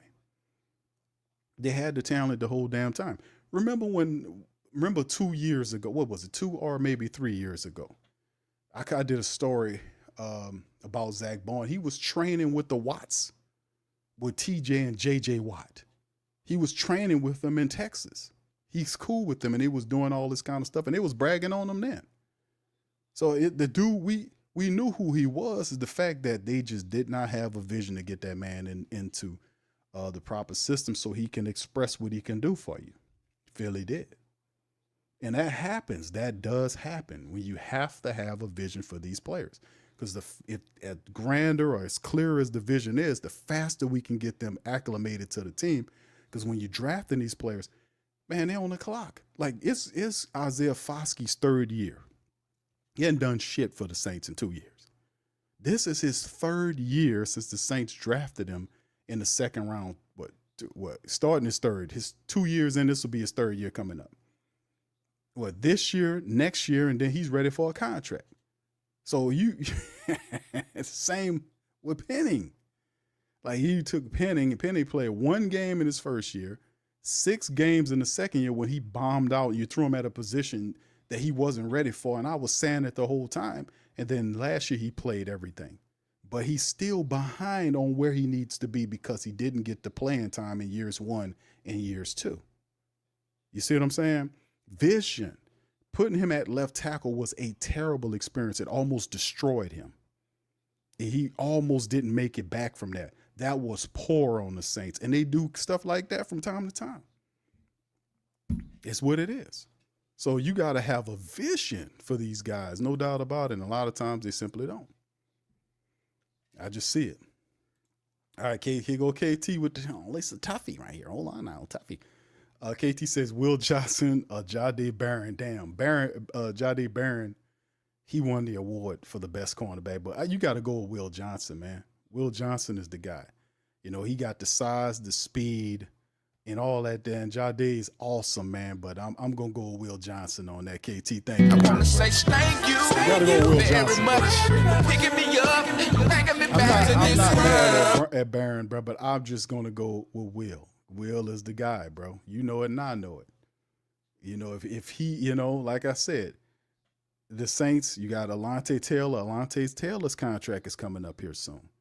You got Kool-Aid McKinstry there. You can never have too many of these really good cornerbacks unless you address inside out. If you have your defensive line and your offensive line together, and you need a big physical cornerback with the kind of play ball skills that guy have, man, come on. Dude, that's plug and play right there. Right? And when Tyrann Mathieu get up out of here, you could probably shift Alontae to safety or something next to you. I mean, you see what I'm saying? When you have a good player like that, you try to figure out ways. Let me just move this guy. Hold on there. Listen, I'm going to move you out the way. I'm going to put you over here. But, hey, Will, come over here. Hey, yeah. You start figuring out places to put the guy right. Hold on. Hey, Will, we're going to put you over here, baby. Alontae, hold on. We're going to slide you back over here. Remember, originally you was picked to you replaced Chauncey Gardner-Johnson. You remember that, right? Yeah. We're gonna put you, gonna slide you there. Don't worry now. We're gonna take care of you. Yeah, when you got good players like that, man, you think you be moving people around. Favo Cole says, Q, when is the last time we actually drafted a good defensive end in the first round? Probably Cam, huh? Damn, bro, you're probably right. In the first round, the last ones we took that I gotta say any worth. I don't want to disrespect a Marcus Davenport or a Peyton Turner, but the Saints called themselves drafting Peyton Turner because they said they reminded him of Marcus Davenport. Well, guess what? You got to be careful of what you say, because Marcus Davenport was a bust and Peyton Turner was a bust. The Cowboys got him now. So, I mean, in the end, you're right. It is Cam. The last first round draft pick defensive end we've had is Cam. Dr. Gray says that made sense, but lost the defensive coordinator side of Dennis Allen. Defense fell apart. Have 2 games removed from the firing of Dennis Allen. I think Dennis Allen's acumen as a defensive line coach fits well for what he does, but he doesn't have the makeup as a head coach. He does a lot of shifty stuff. He doesn't find any problems with his off-code behavior. He preached accountability last year, even though he lacked it. In preaching it, you have to walk the walk, talk the talk. Dennis Allen could not sustain that. None of those guys could. The Clint Kubiaks and all these clowns, they got here and they talked about accountability. They could not keep accountability in the building. You cannot win. I repeat, you cannot win without accountability. You cannot sustain anything worthwhile without accountability. Dennis Allen had y'all heard the interview of him saying, I didn't fail. And the way I see it is, I didn't fail. They just didn't want me anymore. And I'm like, nope, no. You failed. You failed miserably. You failed horribly. And the reason why they didn't want you no more is because you lost your team. You backstabbed them several times. You're a fumbler, a bumbler, and you're incredibly off code, and they threw you out of the building. They basically packed your shit and aimed you, put you in the cannon, and fired you over the levee somewhere. And then it's just what it is. But that's a guy with no accountability. You don't put guys like that over no team. How you don't know that man didn't have accountability? You had him there for 10 years, and you mean to tell me he's a good coach? No, we ain't talking. We talking about head coach here and leaders of men. And not everybody has that. That's why I just don't like it. These guys suffer. And then once again, it is not a talent issue with the Saints. Now, we do have holes in the team that we need to fix in terms of adding people there, like the left guard position, backup offensive line. You could really still use some help on the defensive line from a pressure standpoint.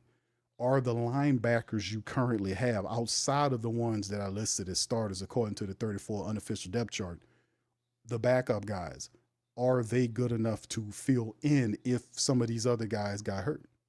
See, this is the question. And then your secondary. You have Reed here with Tyrann. I love that. You bring in Isaac Yiadom. We know who he is. Are you good there? you still need some help there. You see what I'm saying?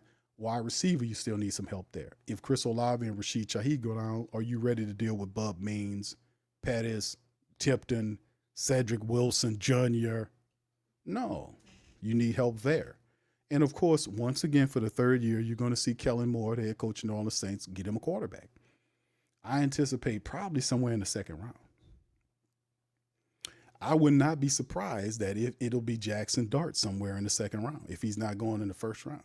Or perhaps later on in the draft, maybe in day 2, it'd be one of these guys like the kid from Texas or perhaps the guy from Syracuse, who I really like, who led college in passing yards last year, and he had several other stats as well in McCord. So it's some other stuff going on, but like I said, it's still very early on, and the Saints could do themselves a tremendous service by finding a veteran left guard, if that's possible, and maybe another wide receiver. But anything is wide open in terms of how you headed in this time frame, because we'll see how they move, man. It's still a lot of time. All right. Anyway, let's keep it going, man. Byron, shout out to Byron, says draft wide receiver, cornerback, offensive wide receiver, cornerback, OT, defensive line, and running back. Indeed. Alex says Ted McMillan or Gene. I'll go with McMillan. Anybody you want to place there is McMillan over, my brother. Thank you for the question. It's McMillan all the way. All right. Yeah. Desi says, all disrespect. Davenport did do nothing. So, Q, hold on, Q. Hold on. I'm going to disrespect him. Yeah, he ain't do nothing. And you might as well put Peyton Turner there too, sweetheart, because he ain't do nothing either. So I'm with you on that. That's right. That's right.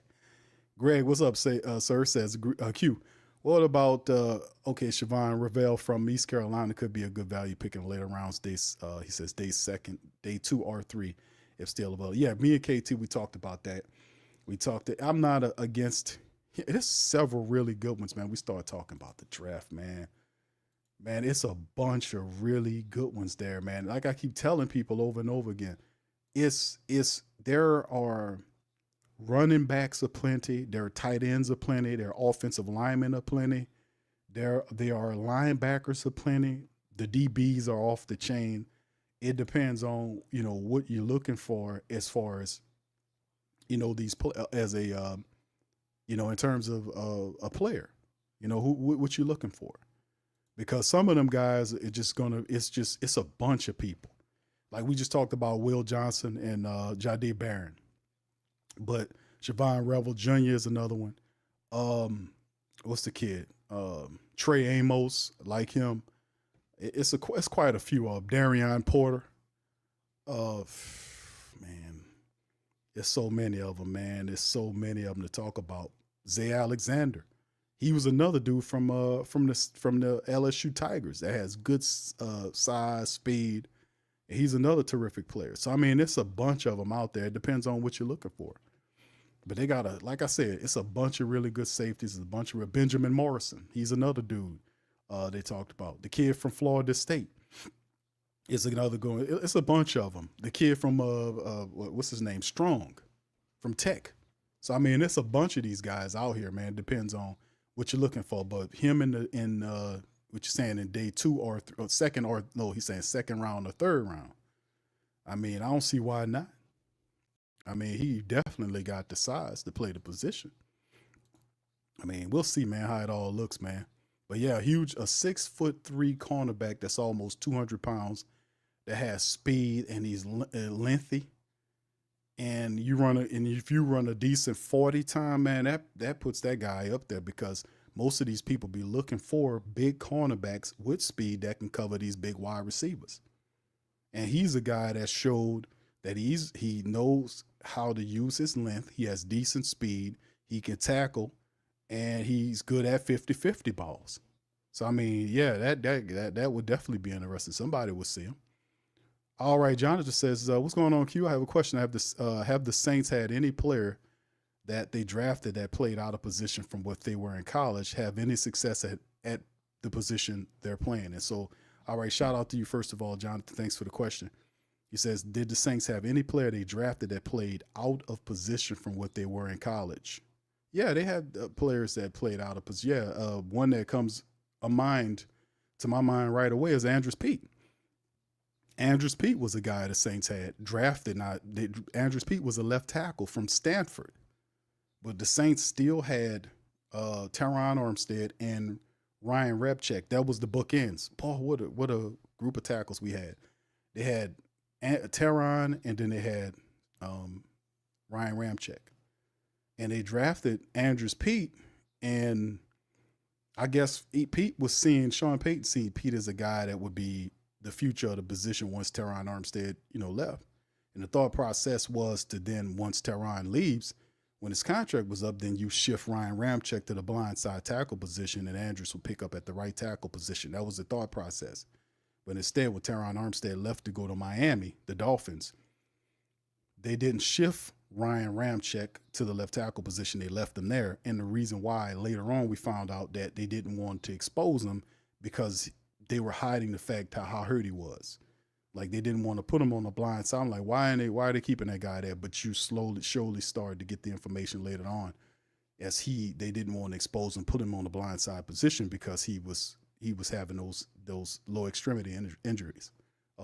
So that's what happened. But Andrews was coming in, and he was originally supposed to play the left tackle position. Then they shifted him to guard.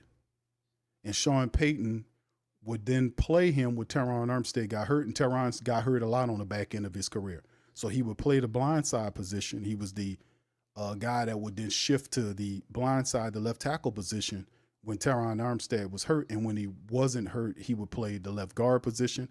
Then they would shift him to the right guard position. Sean Payton had that, man. He played left tackle, left guard, and right guard during his time. He never played guard at any position in college. Never played it, but he learned it here in New Orleans. And Sean, like when he first came, he was out of weight. He was, out of weight. He was out of shape. And Sean Payton, that pissed Sean Payton off. When he came, he reported late to camp because he was still tied up to stuff at school, at college. Then when he reported to Saints camp, he was out of shape. And Sean Payton was mad about that. He was pissed off about that. So he right away got into Sean Payton's doghouse.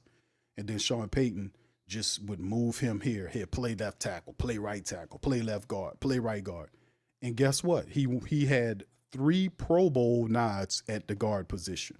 That's Andrews Pete. Now, they had other guys they moved, like Cesar Ruiz, who I'm not going to commend him on because Cesar Ruiz should be the best player on the offensive line we have. He should be. But he is not, and not even close to that because he didn't have it. He gets beat all the time. But, yeah, Andrews Pete was a guy that I can think of in recent memory that we drafted in the draft, and he had success at a position that the Saints cross-trained him to play, and he had multiple Pro Bowl, like 3 Pro Bowl nods playing the guard position. So that's the answer to that question. Thank you for that, bro. Jason says, Q, do you do the Rev talking to Mickey? It's been a while. Do the Rev talking. Oh, man. I don't know if I'm in the spirit to do the Rev right now, brother. I'm going to try, bro. You asked me so nicely, brother Jason. I might have to go ahead on and do that, baby. Yeah, hold on, baby. Oh, wait, man. Baby, listen. I have to set the scene first and foremost, right? Mickey Loomis is in his office, right? This is just being creative, right? I'm about to set the scene. This is all I'm bringing this all up out of my mind. Y'all know how I am. All right. Reverend Saint gets into the facility. He's walking up to Mickey Loomis's office. Mickey, of course, always has the door closed because he don't talk to anybody. So Mickey's in his office. Reverend Saint is knocking on the door. All right. So here we go. Hold on now. Who's that? Who's out there? What's going on? I told that secretary. Hold on. I am not to be disturbed. Hold on, baby. Hold on, baby. Baby, I came a long way, baby. Baby, hold on. You gonna answer this goddamn door, baby. I'm here to talk to you. Oh, hold on now. That sounds like Reverend Saint. And so Mickey goes up there, opens the door, let Reverend Saint in. Mickey goes back, sit down. Reverend Saint sits down in the chair outside Mickey's desk. Now, hold on, man. He said, well, hold on, Reverend Saint. I've heard a lot about you. We've had this conversation before. Hold on now. What can I do for you? Well, hold on, Mickey. Let me tell you something, baby.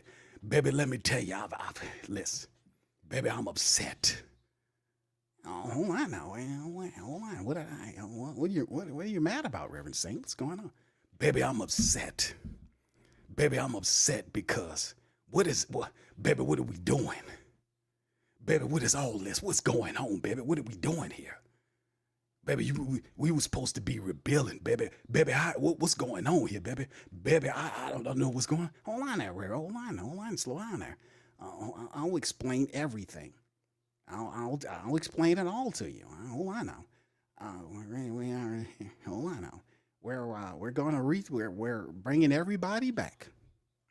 Yeah, hold on now. Injuries was the reason why we failed, and I'm bringing everybody back. And we're going to do it all over again. Baby, that's stupid, baby. Baby, you a dummy, baby. Hold on now. Hold on, Reverend Saint. Hold on now. You don't sound like any reverend I know. Hold on now. Hold on now. Reverends don't call anybody stupid. You know, I've never even heard a reverend call the devil stupid. Hold on now. You can't talk to me like, hold on, baby. Baby, let me tell you something, baby. Baby, you a fool, baby. And I'm going to tell you why, baby. Baby, that's stupid, baby. Baby, we are the New Orleans Saints, baby. Baby, I ain't been talking for a while, baby. Baby, listen. At first, baby, listen. I had to talk to God before I came in here, baby. Baby, let me tell you something, baby. I have a cigar box, baby, in my car. Baby, in my trunk, I got a cigar box, baby. Baby, I got a 22 in there, baby, with silver bullets in there, baby. Baby, I thought you was a vampire, baby. I was coming here to talk to you, baby. Hold on now, Reverend Saint. Hold on now. Hold on. You can't have that on this facility. Hold on. I'm going to have to get these guys to throw you out of here. Yeah, hold on now. Well, baby, let me tell you something, baby. Baby, if I wanted you gone, baby, you be gone right now, baby. Baby, I came here to give you a message, baby. Hold on. What's the message? And as Mickey nervously looks at Reverend Saint, I got a whole damn soap opera going on here. Baby, listen, let me tell you something, baby. The next time, baby, you want to talk about doing something with the New Orleans Saints, baby, and you talk about running it back, baby, as opposed to rebuilding, baby. Baby, listen, I'm going to tell you something, baby. Just don't come around Rouse's, baby, where I'm at. Baby, don't come where I'm at, baby.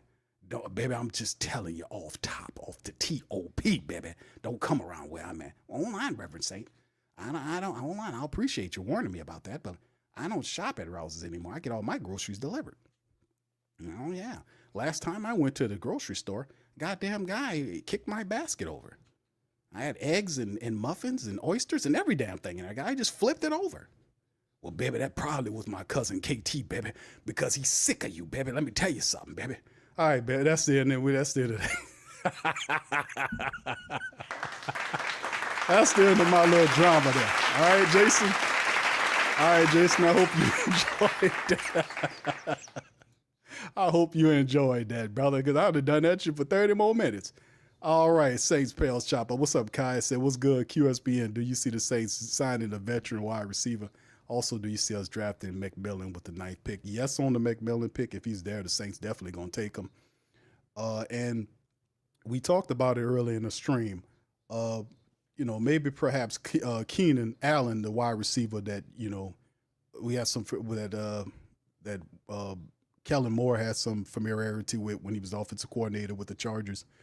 It just seems like the tight end signing of Jack Stoll, who he was familiar with Philadelphia, Isaac Yiadom, who we are familiar with, but also Coach Staley coached him in San Fran, and they're familiar with him there. So, and then even Will Clapp, you know, he was around. He was with the Chargers when a lot of these guys that we, you know, some of these backup guys that we bringing in, most of these guys are guys that the coaching staff is familiar with. So why Keenan Allen can't be that guy? The only question is how much money would it cost? But he would definitely be an upgrade at that position because remember the Saints signed Cedric Wilson Jr. to be the complement to Chris Olave and Rashid Shaheed. And how did that work out for you? So Keenan Allen, to me, MVS was the guy, but the Saints, for whatever reason, allowed MVS to go to Seattle, which I was like, why not? Get MVS, because he would have been perfect. MVS would have been perfect. But since we don't have MVS anymore, he's gone. Keenan Allen would be a guy that I think would work well. Like I said, some familiar. Kellen Moore had him in his offensive charge. $11 million a year is what they estimate potential contract as. Saints right now have $18 million. We don't even count that because what Mickey Loomis would do with these contracts, he'll sign a guy to a 2 or 3 year deal, have phantom years in there, and then the first year of the contract will be like 1 million, 1.2, 1.5, something like that. Then the next year, a balloon up to like 7, 8, maybe $10 million. Y'all know how it go. So we know they'll be able to afford players. Like they can get starters, at least 2 more people, or several more people. They can do the left guard position. They can find a veteran wide receiver. They can do stuff like that and fulfill and really load the team up with players with that type of using that philosophy. And Mickey Loomis is going, like I say, he's going to keep doing that until 2027 when all those contracts fall off the book. You'll get a ton of dead money. But in the end, I think that's what I want to say thank you very much. Picking me up, bringing me back to this world. Thank you, Kai. Shout out to you. Vibing with the Johnsons. Appreciate you. So go get LSU's. Yeah, Braden Swinson. Yeah, from day 2 R3. Yes, indeed, fam. I'm for that. He's also there. Not day 1, but they're projecting Swinson to go somewhere between like 3 and 4 range, somewhere in there. That's what they're saying. We'll see how it all goes as well. Thank you, bro. Appreciate it. I want to say thank you very much.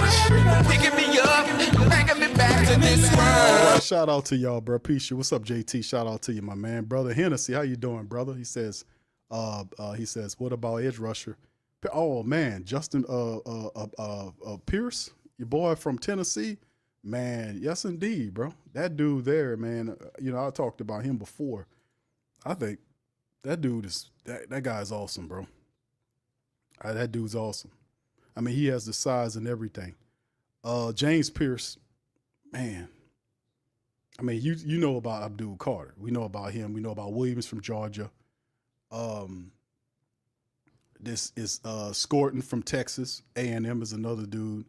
They talk about Mike Green from Marshall. That's a dude that's going up the boards too. Mike Green from Marshall. Y'all might want to look into him. He's pretty good. JT from Ohio State. The other guy from Ohio State, the football player, that's another dude that's there that's pretty good. There are a bunch, like I said, man, there's plenty of them. Jack Sawyer, I think Sawyer is his name. But yeah, he's up there. James Pierce is up there, man. James Pierce is up there. James Pierce is serious, man. He's serious. But people have him they give James Pierce a first round grade. Like people believe James Pierce is going to be gone between the middle and the end of the first round. Like James Pierce is not going to be on that board. So I don't think the Saints, unless they're looking at, but like, Saints are going to use a draft the best player available type of philosophy, obviously, but they got more than enough money now and draft capital to be able to do whatever they need to do. Thank you, bro. What's up, Collinator? Shout out to you, Collinator. How you doing, my guy? Shout out to you, man. Good to see you, man. Hope everything's well. What's up, Jaden? Shout out to you, bro. Says, I have a question for you. Who do you think is worse at talking? Is worse at talking, Willie Green or pod hat dummy Mickey Loomis? Who's the worst between Willie Green and Mickey Loomis? I think Mickey Loomis is worse than Willie Green because Willie Green is just clueless. He's just Willie Green is out of his depth. I think Willie Green's a good person, but in terms of a head coach of a professional basketball team, no, man. Because you give a coach time, and this is Willie's 4th year, and I don't see any significant improvement from his coaching abilities. I really don't. Like you see it when Jamal Mosley from Orlando. You've seen it in year 3 with Jamal Mosley from Orlando, what he did. You've seen it with Charles Lee from the Hornets. You see it with some of these coaches. You even see it with Will Hardy from Utah. You see it with what's the guy name from OKC? Forgot the man from OK. He was a G League coach. And he comes in here and he got it right away. When you got it, baby. In the words of the great and awesome Reverend Saint. If you got it, baby. And Willie Green don't got it. He don't got it. When you don't got it, baby, you don't got it. And Willie Green just doesn't have it, bro. I'm sorry, he doesn't. But the answer would be obviously Mickey Loomis to me, because Mickey Loomis is the reason why all this is going on, man, for real. All right, Brother Wallace, shout out to you. Said, what's up, Q Cam? You do our new coach, Boris. Boris? Who's Boris? Who's Boris, bro? Can you imitate his voice? I don't know who's Boris. Who's Coach Boris, bro? Put that in the chat. Let me know who that is. I don't know who the hell that is, bro.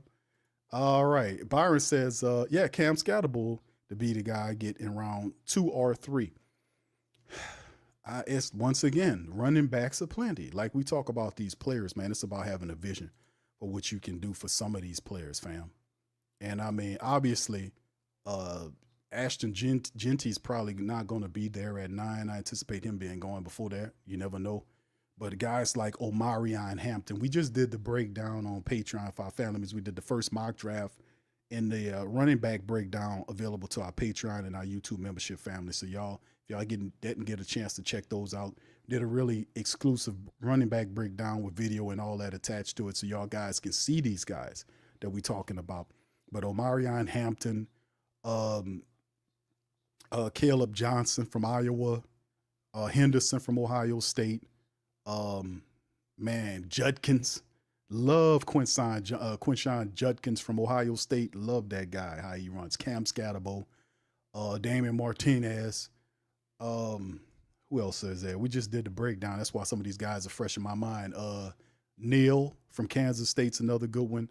Giddens from Kansas State. So you have Neal from Kansas and DJ Giddens from Kansas State. So you got Kansas and Kansas State. Neal's from Kansas. DJ Giddens is from Kansas State. But yeah, they have quite a few of them. They're really good running backs that's out there that you can. Smith from SMU. That's another dude that's good. There's quite a few of them, fam. There's quite a few of them that's actually out there if you're going to do the tape on them. A lot of good runners out there this year. So yeah, Scatterbull would be a dude. Listen.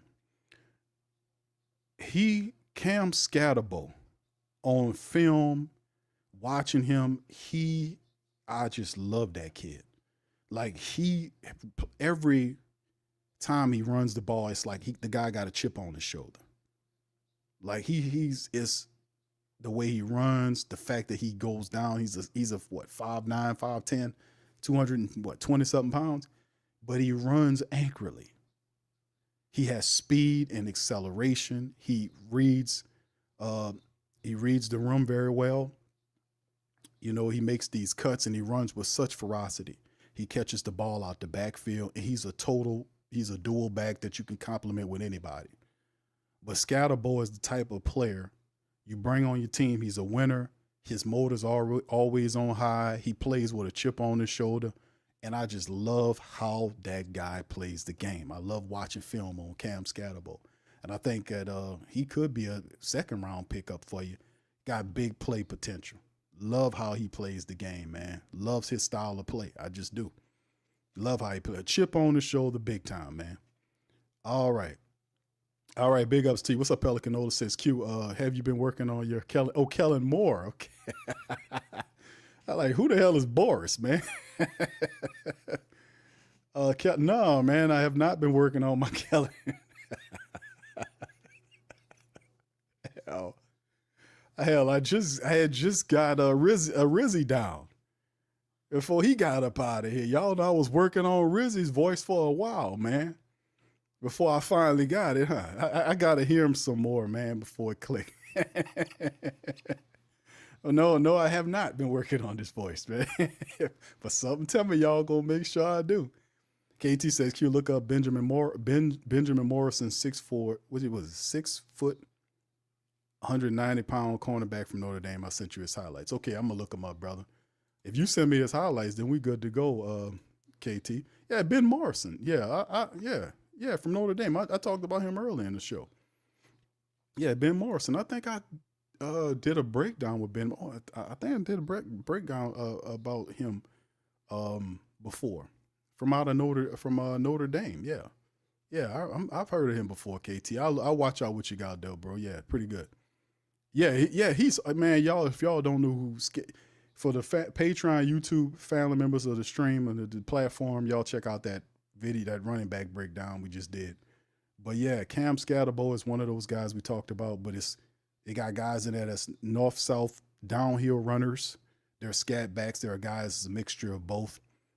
Henderson from Ohio State. We talk about Judkins, but Judkins and Henderson, did like a combo thing at Ohio State. But, Judkins was the power game, but really he's power and speed and violent. Like he can run around you or run through you. He catches the ball out the backfield, very smooth. I like Omarion Hampton from North Carolina because he's big physical runner, 6 feet plus. He's like 220 pounds, NFL ready already. He can downhill runner, has a little wiggle to his game, does really well.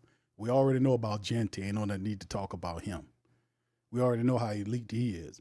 But there are other guys there that are really good as well, based on what you're looking for. And I don't know if we could totally rely on Kendrick Miller at this point. He hadn't proven that yet.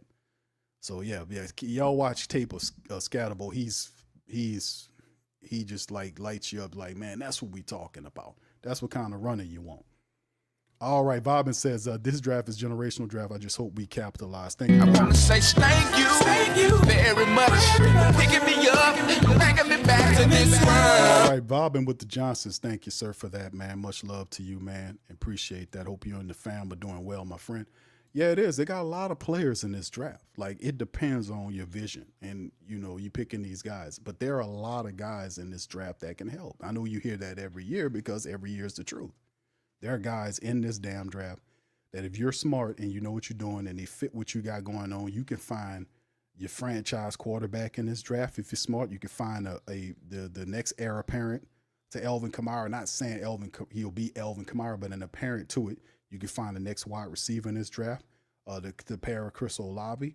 You can find your next tight end in this draft. You can find offensive line help to build up your You can find defensive line help. You can find some solid linebackers here too. This is a good crop. They're not really a bunch of linebackers they're really talking about here in this draft. They're not out here running out here saying, hey, man, this, that, and the third. But there are a lot of linebackers in this draft that can help. Chris Paul Jr. from Ole Miss, Carter from Clemson, Munden from Georgia, another one, Campbell's another dude from Alabama. There's quite a few of those guys, man. Lindenberg is another dude that I like to talk about from Minnesota. I put him in my mock draft, man, looking at the tape on him. So they're not like, big, well-known names, but there's good talent out there, man, to be quite honest with you. J6Q, is one of your favorite songs about thank you very much. Is that one of your favorite songs? No, that's you talking about the Outkast, Andre 3000? Nah, it's just, I was using the Jay-Z before. Like, thank you. Then the trouble happened with Jay-Z and I kind of switched it. I was using the thank you from Outkast before, Andre 3000 before. But it's just a good thing to kind of thank people for, donating the hard-earned cash to the platform. There's also one I had, man, that somebody had sent me. And I had to, throw something on top of this. This one right here was Samuel Jackson, which I found this. Get the money out! Stay cool! Nobody gets hurt! Take the money out! All of it! Come on! Wasting my time now! Come on! Come on! Stop stalling! I thought that was hilarious. Yeah, Samuel Jackson said, take the money out. That's hilarious to me. I don't know why. Yeah, it's funny. All right, because that's one of my favorite movies of all time, Coming to America, man. That's hilarious to me, man. So I think that's what it is. All right, praise YJ says, who we getting at 9? I like Jackson Dart or Walter Nerlin. I don't know if Nolan goes at 9, bro. I don't know if Jackson Dart goes at 9. I know 2 of the other quarterbacks come off the board. A lot of people starting to say they believe that Shador will drop outside the top 10. I don't believe that. I think once Colorado has his pro day, that's going to put him back in the 5, man. It's just them jerking around with the rankings, right? They're ranking these players based on if they liking them. You see, let this be a case study and show y'all how these rankings go, that they're not official. How could it be official based on your likes? It's supposed to be judged based on the facts of how they're playing and whatnot. How is Shador Sanders dropping outside the top 10 in rankings to the 20th player there because he did not participate in the combine? You see what I'm saying? He has 4 years of tape. 4 years, 2 at Jackson State, 2 at Colorado of high production. There's plenty of film on him, you know, and he still went there. He just did not throw and run. He talked to him and all that kind of stuff. So how does him not participating in the NFL Combine drop him all the way down there? That don't make any sense. But when the pro day happens at Colorado, watch how he go back up there, because he's going to tear the pro day up. Y'all know that, right? Then he's going to go right back up there because it's all based on BS. A lot of it's based on them liking the player. And sometimes, too, if it's a Mel Kiper run poll, you pay the man to leapfrog you up there. Hey, Mel, how much is going to cost me to kind of get you to move my player up that board a little bit? And listen, it has been proven that if Mel Kiper is ranking your player high in some of his prospect lists, they're going to pay attention to it. And there is he got caught up in the scandal several years. I often talk about that he accepts money for elevating players up his draft listing.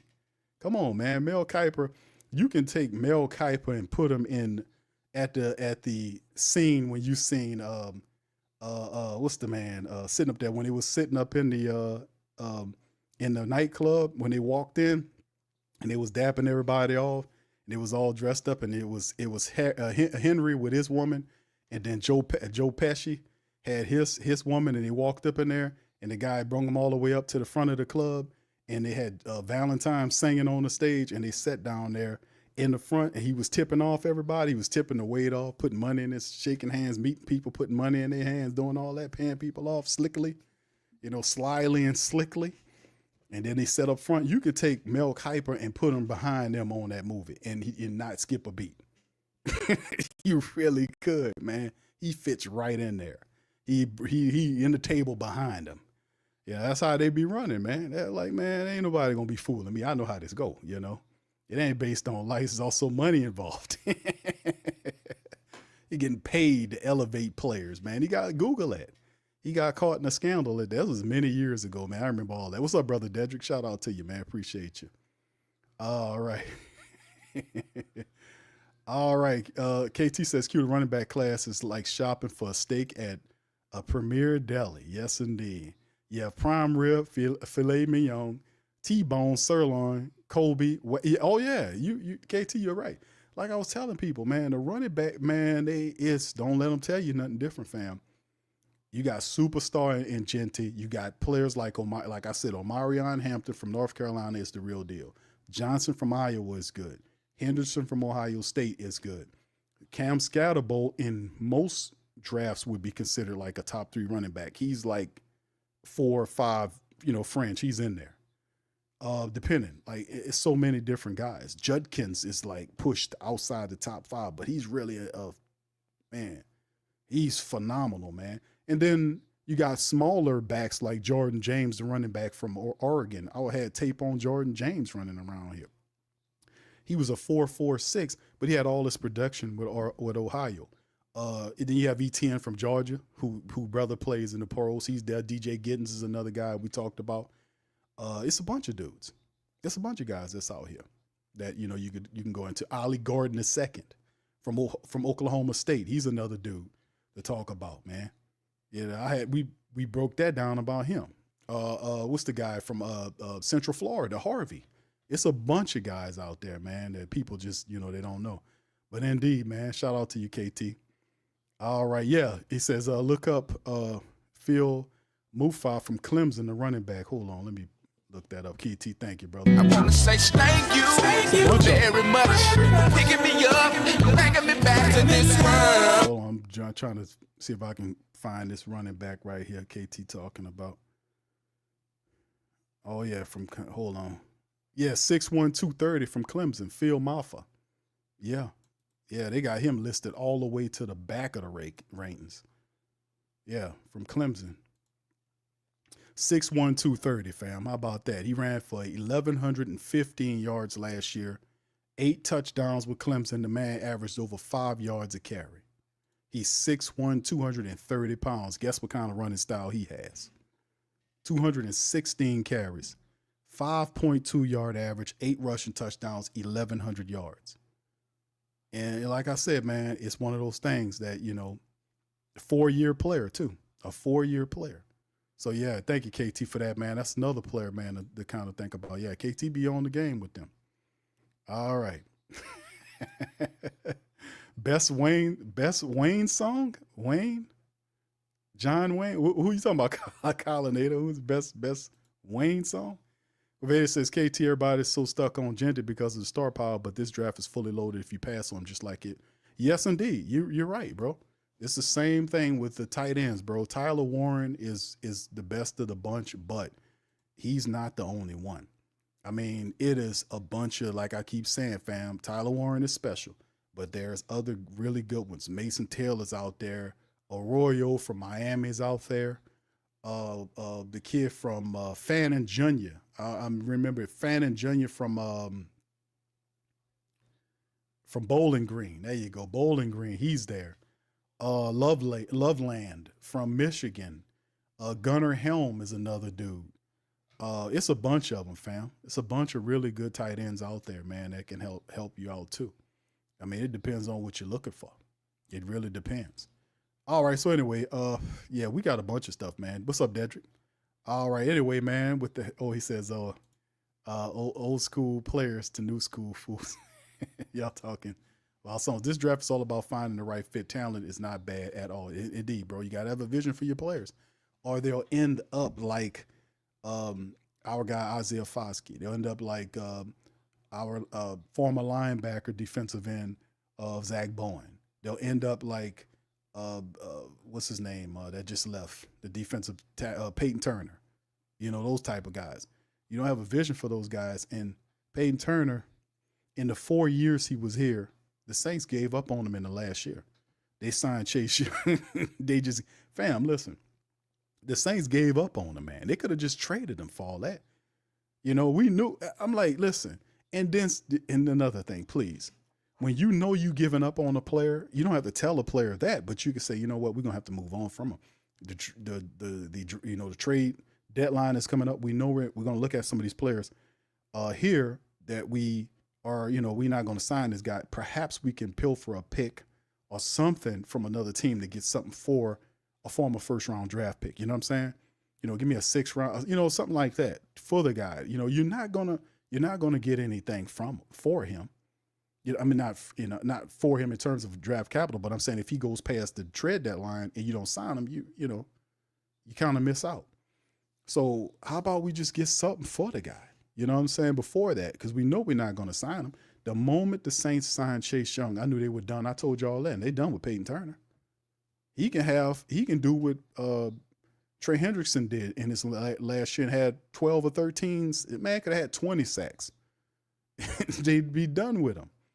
And that's the same thing. Davenport and both Peyton Turner were wasted first-round draft picks for the Saints. The Saints just gave up on drafting defensive end. Say, hey, man, we're going to take Chase Young. Hope he stays healthy, and which he did. Pay him, and then they paid the other man who was an undrafted defensive end who beat out Peyton Turner, who was a first-round pick and a second-round pick in Isaiah Foskey for the opportunity to be the defensive end for the Saints to collect a fat check. Carl beat out first-round draft picks and second-round picks for that position. Carl did. He was an undrafted guy. The story about Carl Granderson is so ridiculous, so awesome. And Carl came from Wyoming. He was undrafted, got into some trouble, got put in jail. The judge did something illegal. He got took out of jail. Saints still held on to him. He came here, been a model citizen, worked his way up to the starting position, earned his check, and Carl Granderson is now he ain't your starting defensive end. He's right now penciled in on the unofficial depth chart as your starting linebacker. One of your 2 outside linebackers, right? So his story is so phenomenal, but it's also a testament to the greatness of that undrafted guys versus the drafted guys. We are not hitting on those top picks like we should. And according to what they tell us, that's where the talent resides at. So if a guy busts, it's not always him. It's the team too, because they're not putting them in a position to win. We're not developing these people like we're supposed to be, and it shows when other people get our players and then they become world breakers like Zach Bowen or Trey Hendrickson or whoever else that's going to come aboard. It's very telling. But it is what it is. All right. Anyway, man, listen. Yeah. Carl Granderson is just on another level, man. But yeah, he's been phenomenal. But Chase Young, Carl Granderson, that's the future right now for the Saints. Cam's here for one more year. Brian Rasee, I'm anticipating him being a defensive end in that 3-4 look. That'll be awesome. Coach Bo will have to work with him on his run stuff, and like we talked about before. But outside of that, man, it's looking very interesting on this side of things, to be honest with you. All right, fam, listen, that's going to be it. Listen, I appreciate y'all for chiming in. We just hit our 2-minute mark with 4 minutes over it. Let me kind of go into our poll, man, and I'm just asking Who Dat Nation. The poll's up there. I appreciate all the people that participated in the poll, which is please grade the Saints off season so far, A, B, C, or D. Right now, the poll, 43% of the Who Dat Nation, we had over 160 people polled in the poll. 43% of the people have given the Saints, the mighty Who Dat Nation has spoken, a B grade so far in the offseason, a B grade. 34% have given them a C, 13% has given them an A, and 10% has given them a D or lower. So 43% of the family members said, hey, man, we're going to give them a B. That's good. You know, I just was wanting to know what y'all guys was thinking about that, and that's pretty cool to hear that all of you guys are saying, hey, man, listen, they're doing all right. Here's a B grade for you. So right now, so that's cool. All right, well, with that being said, family, that's going to be the end. Listen, I appreciate y'all for chiming in. Do me a service, hit the like button. Also, feel free to share the show as well. That helps out sharing the show on your social media feed or wherever you guys socialize. Also, check out our sponsors, Mint Mobile, Teach Henley, Bet Online. The link's in the description section below. WhoDatDaily.com. Our writers there do a really good job covering Saints, Pelicans, boxing, college football for us. Show them some support. And at the end of the day, man, we appreciate all that you do and how you do. And shout out to the Patreon YouTube membership family. Appreciate y'all for y'all great financial contributions. Also, remember, fam, like I said, there are 2 videos available. The running back breakdown is up, and the first mock draft breakdown is also up as well. Those are available to our Patreon and YouTube membership family. With that being said, I'm going to get out on that. I appreciate y'all. Y'all have a very good rest of y'all weekend. And I'm going to come back to y'all on Monday and talk about it some more. Much love. Who that to you. Peace. Yeah.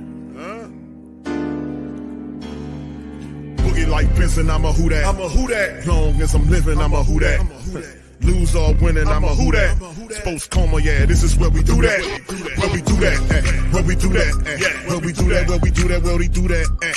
Boogie like Vincent, I'm a who that. I'm a who that. Sports Coma, this is where we do that. Where we do that. Welcome, welcome, welcome. Somebody please better help. Running this thing like Elf. Thank God every day I'm not a felt. Go to YouTube Live with Big Q and the guys. If you ain't ride or die, the bandwagon get flipped. Been marching in, that was way for the ring. I was yelling out your chain for the championship. Fucking on town, duck down. Falcons, pluck, get shut down. Panthers ain't much touchdown. The vision really belong to us now. So much hate on the Saints, you could probably tell. Ever since Bounty Gate hit the NFL, when things seem fishy and you probably smell the crooked referees or Roger Goodell. Yeah, probably like this and I'm a who that. Every day I'm living, I'm a who that. Lose or winning, I'm a who that. It's the Sports Coma, this is where we do that. Where we do that, where we do that, where we do that, where we do that, where we do that. Boogie like this and I'm a who that. It's the Sports Coma, this is where we do that. You're listening to the Sports Coma with Big Q and the guys on the PRO Media Network.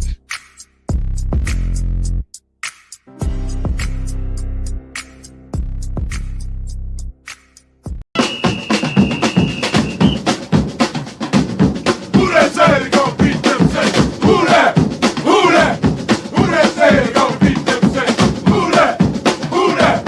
Who that say they gon' beat them Saints? Who that?